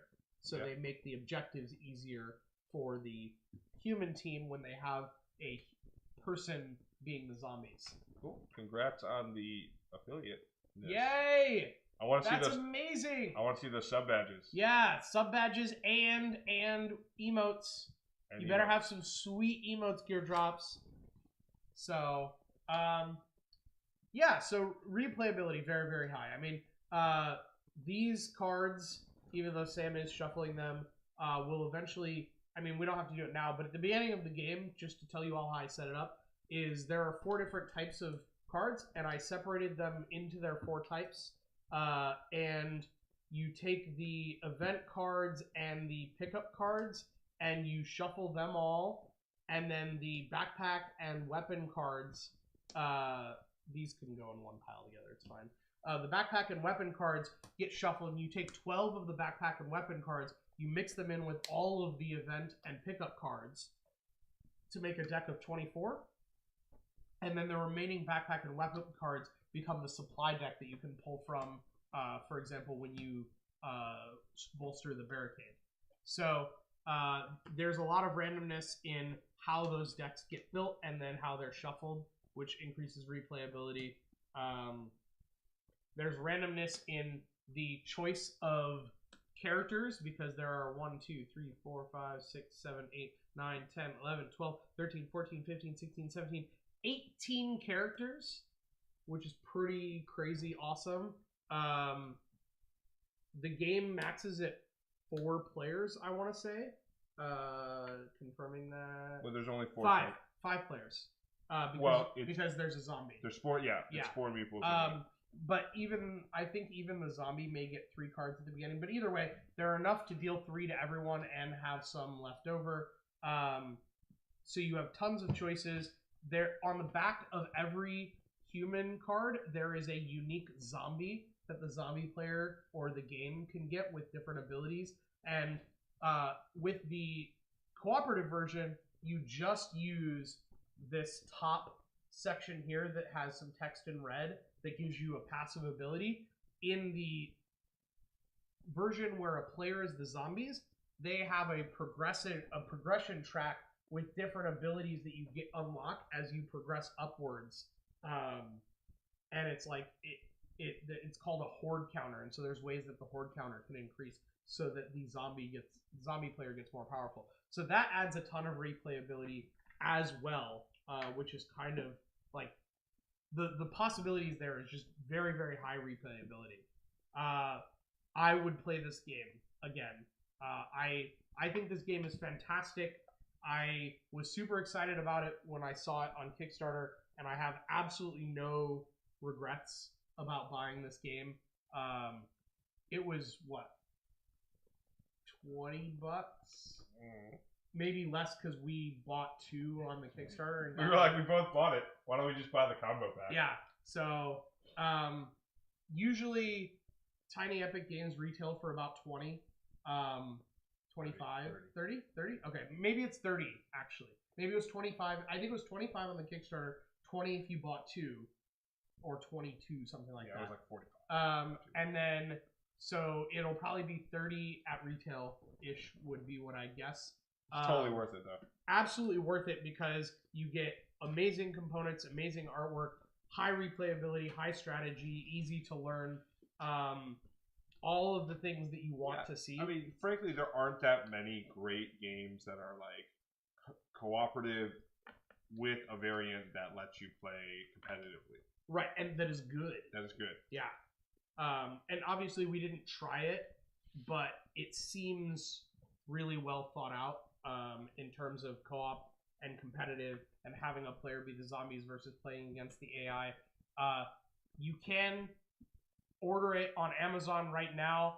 I think it's a like seemed like it was a higher price than what is going to be normally retail because it's not officially out yet, so they probably have like a couple copies available or something like that. But if you want to click the link below the stream, you can check the game out and try and get it right now. Yeah, Dark Citadel is saying it's $50 on Amazon. That's because the game hasn't actually released on retail yet. So you would be getting a copy before anyone else. So if you really want the game right now, you could get it.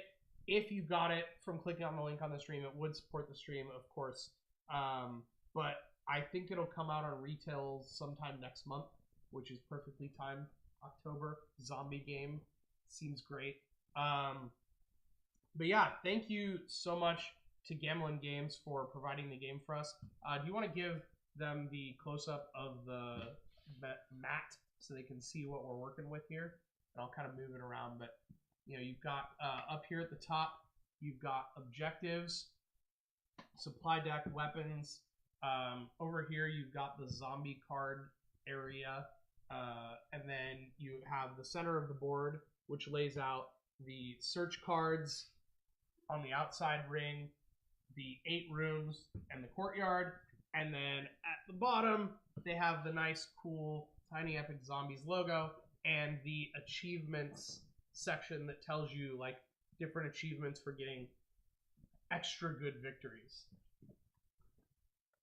So the mat does not fit in the box. It is a separate thing that I'm sure you'll be able to get on their store when they release the game. And yeah, that's pretty much all we had, but we do have a giveaway to reveal still. So if you, I don't know how much the mat is yet, Dark Citadel. I don't know if it's on their website. You could check. I think it's just GamblingGames.com. If you wanted to see real quick, they might have like pre-orders up or something like that, or at least tell you what the price is. They might not yet if it's not ready for retail. But yeah, that's pretty much all we've got tonight. If you have not done the giveaway yet, if you came over with gear drops, you should join the giveaway right now. Exclamation point giveaway. But I'm going to explain it right now. So by being here and watching the stream, since you just came in from the raid, you have earned some tilts, which is our stream currency. And you can spend those tilts to buy up to 25 tickets. Each ticket costs 1 tilt. So check your tilts now by typing exclamation point tilts and then buy your tickets. And then every ticket gives you an entry into the giveaway. If you really want the mat, you should be able to get it in the pledge manager for Tiny Epic Mechs. Yeah, actually, Joe the janitor is right, because I hate when they do stuff like that. That is something, because they have this whole series. Oh, it says the mat is $30. So I don't actually buy a lot of game mats for games, so I don't know how good of a price that is. Like, I don't know what mats usually cost. I mean, they've got other stuff, like, so the Galaxy's mat is 20. Okay. The Galaxy Beyond the Black is 20. Western is 30. Right, because it's bigger. Yeah, so it seems 30 seems actually pretty reasonable. Yeah, it is a really nice full color mat. I will say that. Like, it's really thick. It's the nice neoprene. It's non-slip. It's everything you expect from a gaming mat. So if you like gaming mats and you like having something like this to help lay things out, I will say it made setup easier for this game. Like, setup was easy already, but it was dead simple to have the mat. And just thinking about like knowing how to put all of these rooms angled the correct way that they need to be angled and lined up correctly would have been a little bit more difficult without the mat. With the mat, it made sure everything was always lined up, so it was very easy to see which rooms connected to each other via adjoining walls and all of that. And it made sure things didn't shift in weird ways, so it was definitely worth it. So yeah, make sure to spend your tilts on the giveaway. Buy tickets up to 25, and we will pick that at the end of the stream. Also... Oh, we will? Yeah. Is the Gleam the Friday one then? The Gleam is on Friday, yeah. So type exclamation point Gleam in chat right now to get the link to go to the Gleam to enter that giveaway. We will be picking the winner of the Gleam giveaway on Friday at noon Pacific. We will be announcing it on Twitter and reaching out to you via email to get you your prize.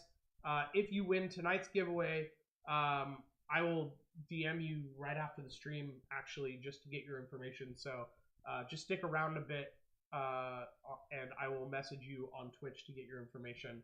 I'll message you probably from my account, Axel Hellfire, just so you know that you're not getting like a random message from someone. He's a rando. Yep.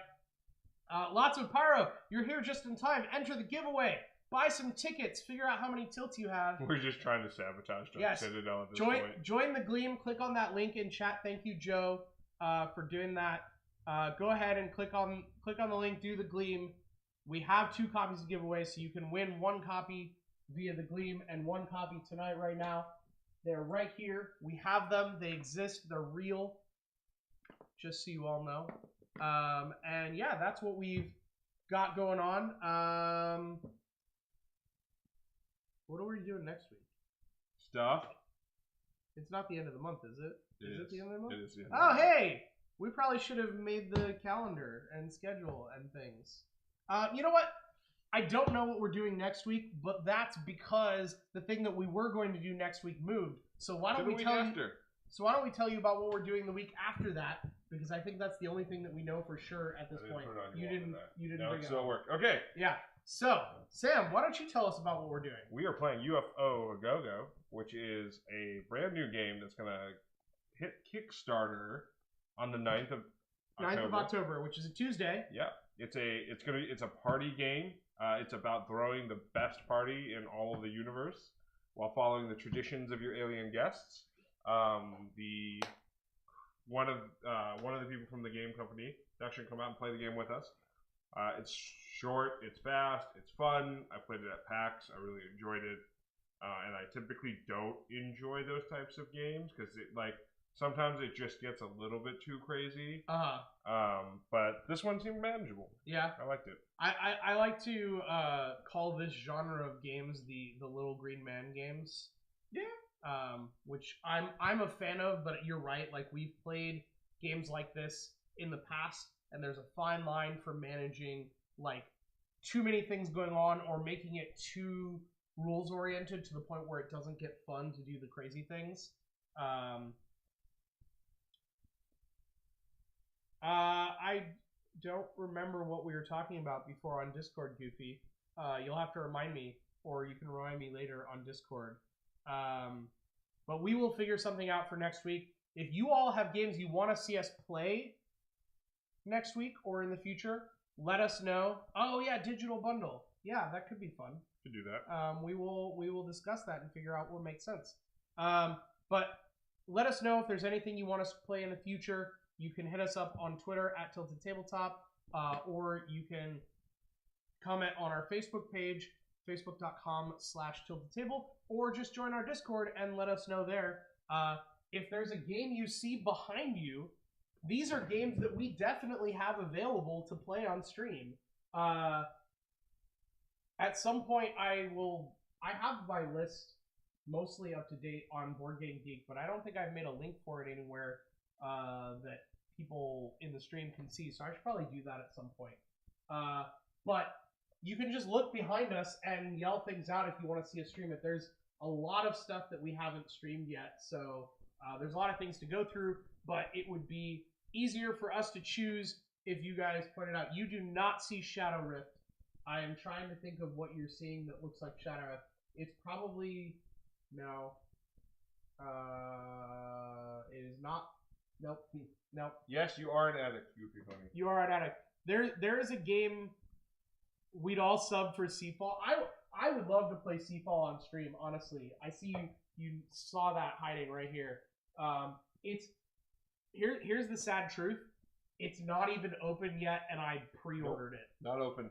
And that game came out like 3 years ago. Diplomacy 8-hour stream, no. Because I haven't found a group that is willing to play legacy games with me, much less, I believe this is a cooperative, or not competitive legacy game, which is like an added thing. Yep, I'm out. I was in, I'm now out. I could be wrong because I haven't played it, but my understanding is that it is a competitive legacy game. I haven't found a group that's willing to do that repeatedly, and so that is why it is still in the shrink wrap. But I would love to play it because I was super excited about it when it came out. More Zombicide. That could happen at some point for sure. Yeah, we've got a ton of stuff. A bunch of other stuff that hasn't even opened. I got this one on Kickstarter, Hope. That one I've been excited about checking out. Aeon's End, I won at Geekway this year, and that's an amazing game that we definitely need to stream at some point. We need to stream Masmorra because Crit Camp was awesome enough to give us that copy, and that needs to happen. Actually, I don't even, you guys can't even see it. It's just off screen. But we have Masmorra up on top. There's 2 more shelves above here that you guys can't see that have my entire Dominion collection and a bunch of other games. Your stream is frozen. All right, everybody pause for Goofy.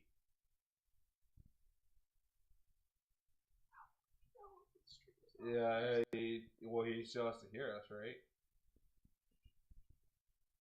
That's not how freezing works. Okay. Blockus? That's a classic.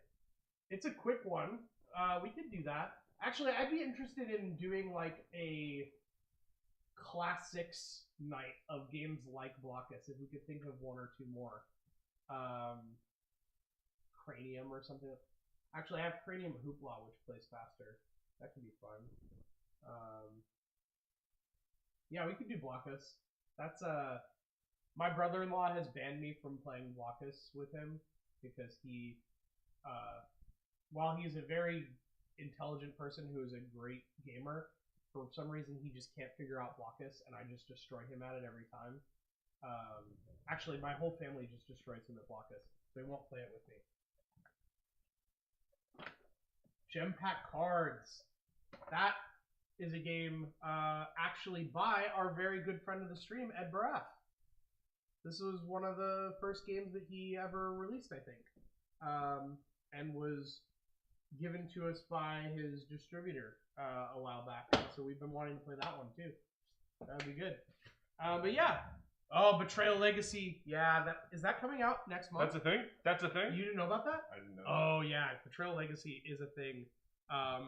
And yeah, I guess Widow's Walk came out last October, so Legacy is probably coming out next month.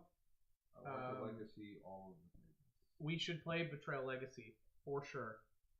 Yeah, so we will let you all know what is coming up next week as soon as we know. Make sure to follow on Twitter for that announcement or check the Discord. Yeah, I hear that problem, Dark Citadel. There are 2 things that I've done that have made Betrayal better for me. Battle for Greyport, yes. We actually were going to do Pirates last week, but then we had that awesome Red Dragon Inn stream, so I don't feel as bad about it. But I would love to bring it back maybe next month. Oh, yeah. Also, do that now. It's October, and you all want to see some like spooky games in October? I'm out. I'm out. We have stuff. I'm out. We have stuff like that could be themed. I mean, we have Nevermore, which is like a game all about like crows and stuff like that. We have Mysterium and Betrayal, of course, which are classics. I'm trying to see if there's anything we have that is thematic that we haven't played on stream before. Because we have Subterra, which is another horror game, but we know you all love that because we streamed that a bunch. Letters from Whitechapel. That could be a good one. That is a great game that we've not streamed yet. What else do we have here that is kind of spooky or horror-ish themed game? We have Eaten by Zombies, which we streamed. Oh wow, was it 2 years ago? Hey, 20 Side of Life, what is up? Welcome y'all to the raid. Wait, no, welcome raiders. Haha, it's not our raid, it's your raid. That's weird. Yeah, I hope you all had an amazing stream. What were you playing tonight? And also, for those of you who are just joining us, we are doing a giveaway of 2 copies of the game we played tonight, Tiny Epic Zombies. type exclamation point giveaway to figure out how to buy tickets for 1 copy, and then type exclamation point Gleam so you can go to our Gleam and enter to win the other copy. If you like free games, go do that now. You guys were playing Scythe. Oh, I'm going to be honest here. Maybe this will hurt my nerd cred, but I actually haven't played Scythe yet. I really, really wanted to, but I just haven't gotten the opportunity. But I've heard it is a really fun game. So I hope your stream was amazing, and thank you all for joining us with that awesome raid. We were just talking about what we should play next month and whether or not we should try and do some like spooky, Halloween-y, horror, survival, whatever themed games for next month. I actually don't own a copy of Life. Lots of Pyro. The 2 retro. Well, okay, I have more Jordan than doesn't have a life. I have more than 2 retro games, but the 2's like super retro old school board games that I own are Clue. I have an like 1950s printing of Clue, and Upwards, which is a word game that is kind of like Scrabble, but I think much better. Yeah, it's true. We did already do Mysterium. Blame Steve. Hashtag blame Steve. But you know, we've got other spooky games that we can play, and maybe we won't do a full spooky month. I mean, we are playing a game. Don't we have 2 games booked for next one? We have 1 game for sure. Okay. Maybe a second game. We'll see. Maybe a third game. I don't know. There's a lot going on. We'll figure it out. We'll try and throw in some spooky games if we can. We might do something next week for that. And do we have 5 streams next month? No. Is it just 4? Oh, and I think we'll have a special guest maybe for the last stream of the month. Ooh, which there are will be 5. fun. There are 5. All right. So whichever stream is the it's not the last stream. Whichever stream is the one TwitchCon. before TwitchCon, we will have some special guests. Actually, if anyone is in town for TwitchCon and would be interested in coming and streaming with us, we could probably arrange a good game for that, depending on what we're playing. I'm not going to promise anything, but if you're in town for TwitchCon and you would potentially be interested in coming to stream with us in person, let me know, and we will let you know if it's possible, depending on what game we end up playing that week. Because we have some stuff in the works, and I'm not sure how many people it'll be if that's that week. But if not, we will just pick a game that fits however many people we have. We do not have RDI 6 for Red Dragon in boss mode. My character trove here has 5, obviously, 7, and Pookie. And sadly, that's all that's in there right now. You want 1? No. I actually don't own 1. Because you lost it and you never replaced it? Yes. Yes, because I lost it on Bart. I think I have 1 and 4. Okay. We are going to PAX Unplugged, Kit. Both Sam and I are going to PAX Unplugged, as well as many other people from the Tilted Table crew that you know and love. I think Steve will be there, Joel, Slaughter, maybe even more people.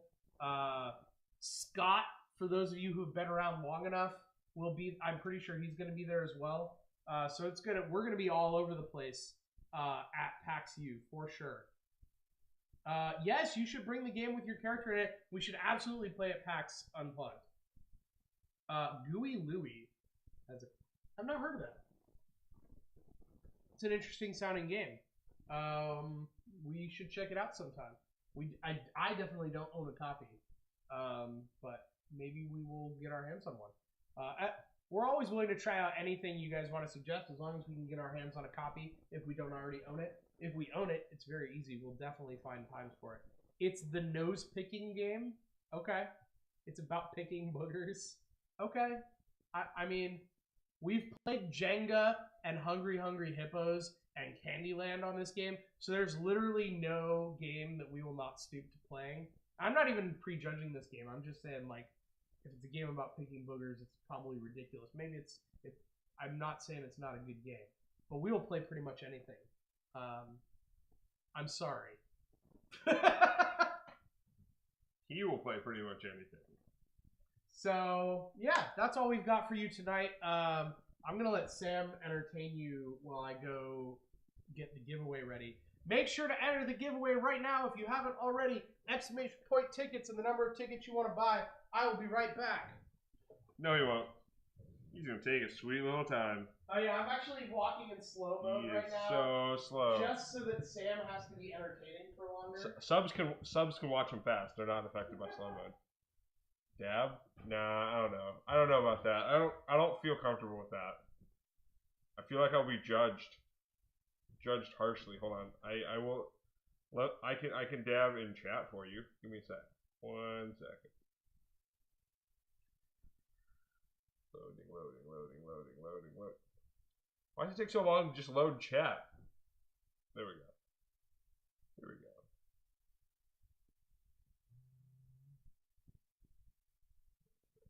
Oop, no, that's the other one. Boom. Oh, now my emotes don't even show up? Oh, rip. Alright. What do you guys want to talk about? How do you want to be entertained? 1 ticket. Yeah. I only want 1 ticket, Bot. Yeah. Jordan. I mean, Bot. Respect his wishes. Respect his wishes. You know, I will say one thing I really like about this, and I know it's kind of like self-defeating, is it actually gives you the card sleeve dimensions in the back, which is something, especially for these games. I didn't die. Yes. I actually personally really like sleeving these games because they feel so portable to me that I can just like take them somewhere. That is a reindeer dab. So if you guys have not checked out Animated Break, he's an awesome streamer. He actually works for the company that is doing UFO Go-Go with us, who I met way before that happened. You can just spam his emotes. Hold on, let's see. Let me find his emotes. He's really awesome, and if you're ever around for his like follow song or his raid song, they're just hilarious. They're just something else. Too many emotes. Okay, here we go. Boom, boom. Nope, not loading. Here we go.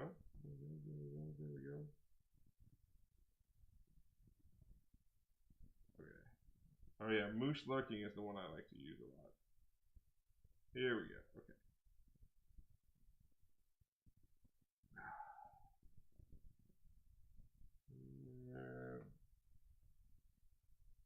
Which one? Mr. Trick. Yeah, I'm having other issues.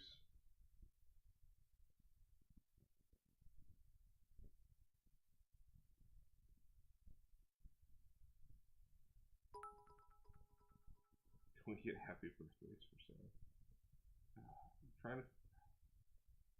What happens when I'm running the beta version of the app? It doesn't work, and I get upset, and then I can't chat.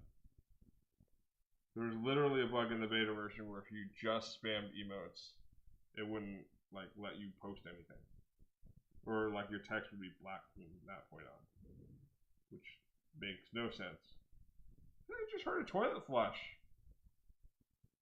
I feel like something else is happening. I don't know. Why can't I connect to chat? Jordan, why does your Wi-Fi suck? Hey. Happy birthday. It's not my birthday. It is not my birthday. Which was my birthday? I hear lots of loud typing. Alright, here we go. Boom. Did that happen? Oh, that didn't happen. If we're dropping frames, it's because Sam's on his phone. No. My phone. I'm going to switch to what? Turn off the Wi-Fi. I would just go straight up to whatever. Yeah, I have to reload the page again. Why are things not working? There they are. Nope, and there's my email address. Well, there you go. They're good emotes though. Big fan of Moose Lurking. Lurking is good. Aw. 7. Dab. What? What is good? Hot. That's a high. Moose Wiggle. That's probably my favorite one. Drum roll.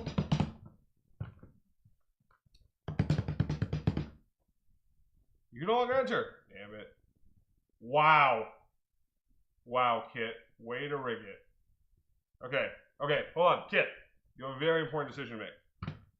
Do you want this version of the game or this version of the game? I won't tell you the difference. There is a difference. There might be a difference. You have to pick which version of the game you want.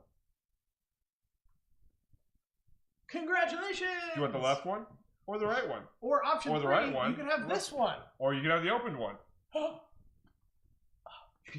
can have any of them. Pick the RDI behind him. He wants the left one. Wait, your left or our left? Exactly. It's a shell game. Which one is the open one? Don't pick wrong. Yeah, one of them has the mat with it. Okay, cool. Well, that was a stream. Quantum left. Well, congratulations, Kit, on winning that game. Thank you all, everyone who was here to watch the stream tonight and entered. If you did not win, you can still win by entering the Gleam.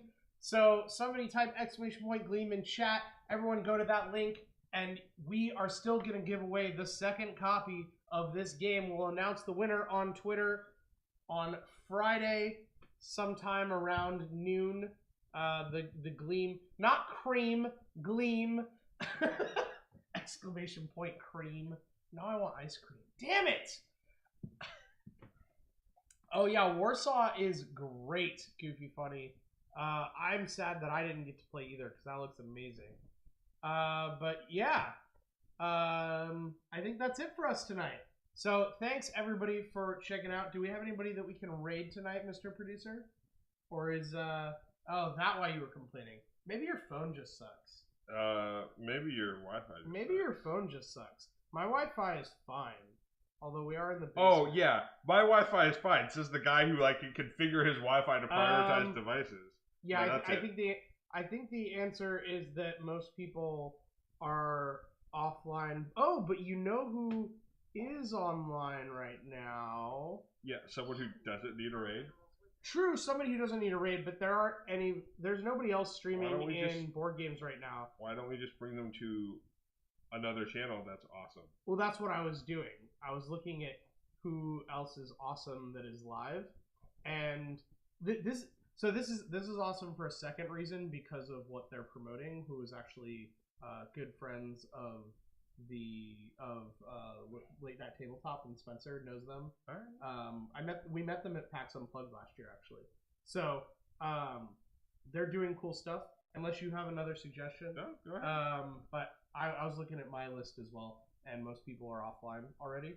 So yeah, Kit, you could since I know you can just shoot me a message on Discord. Usually I message people on Twitch just to like make sure that it is the right person, but I know who you are and I know who you are on Discord. So yeah, we can just chat on Discord about that. I mean, Baskin Robbins is pretty sweet, although it's not.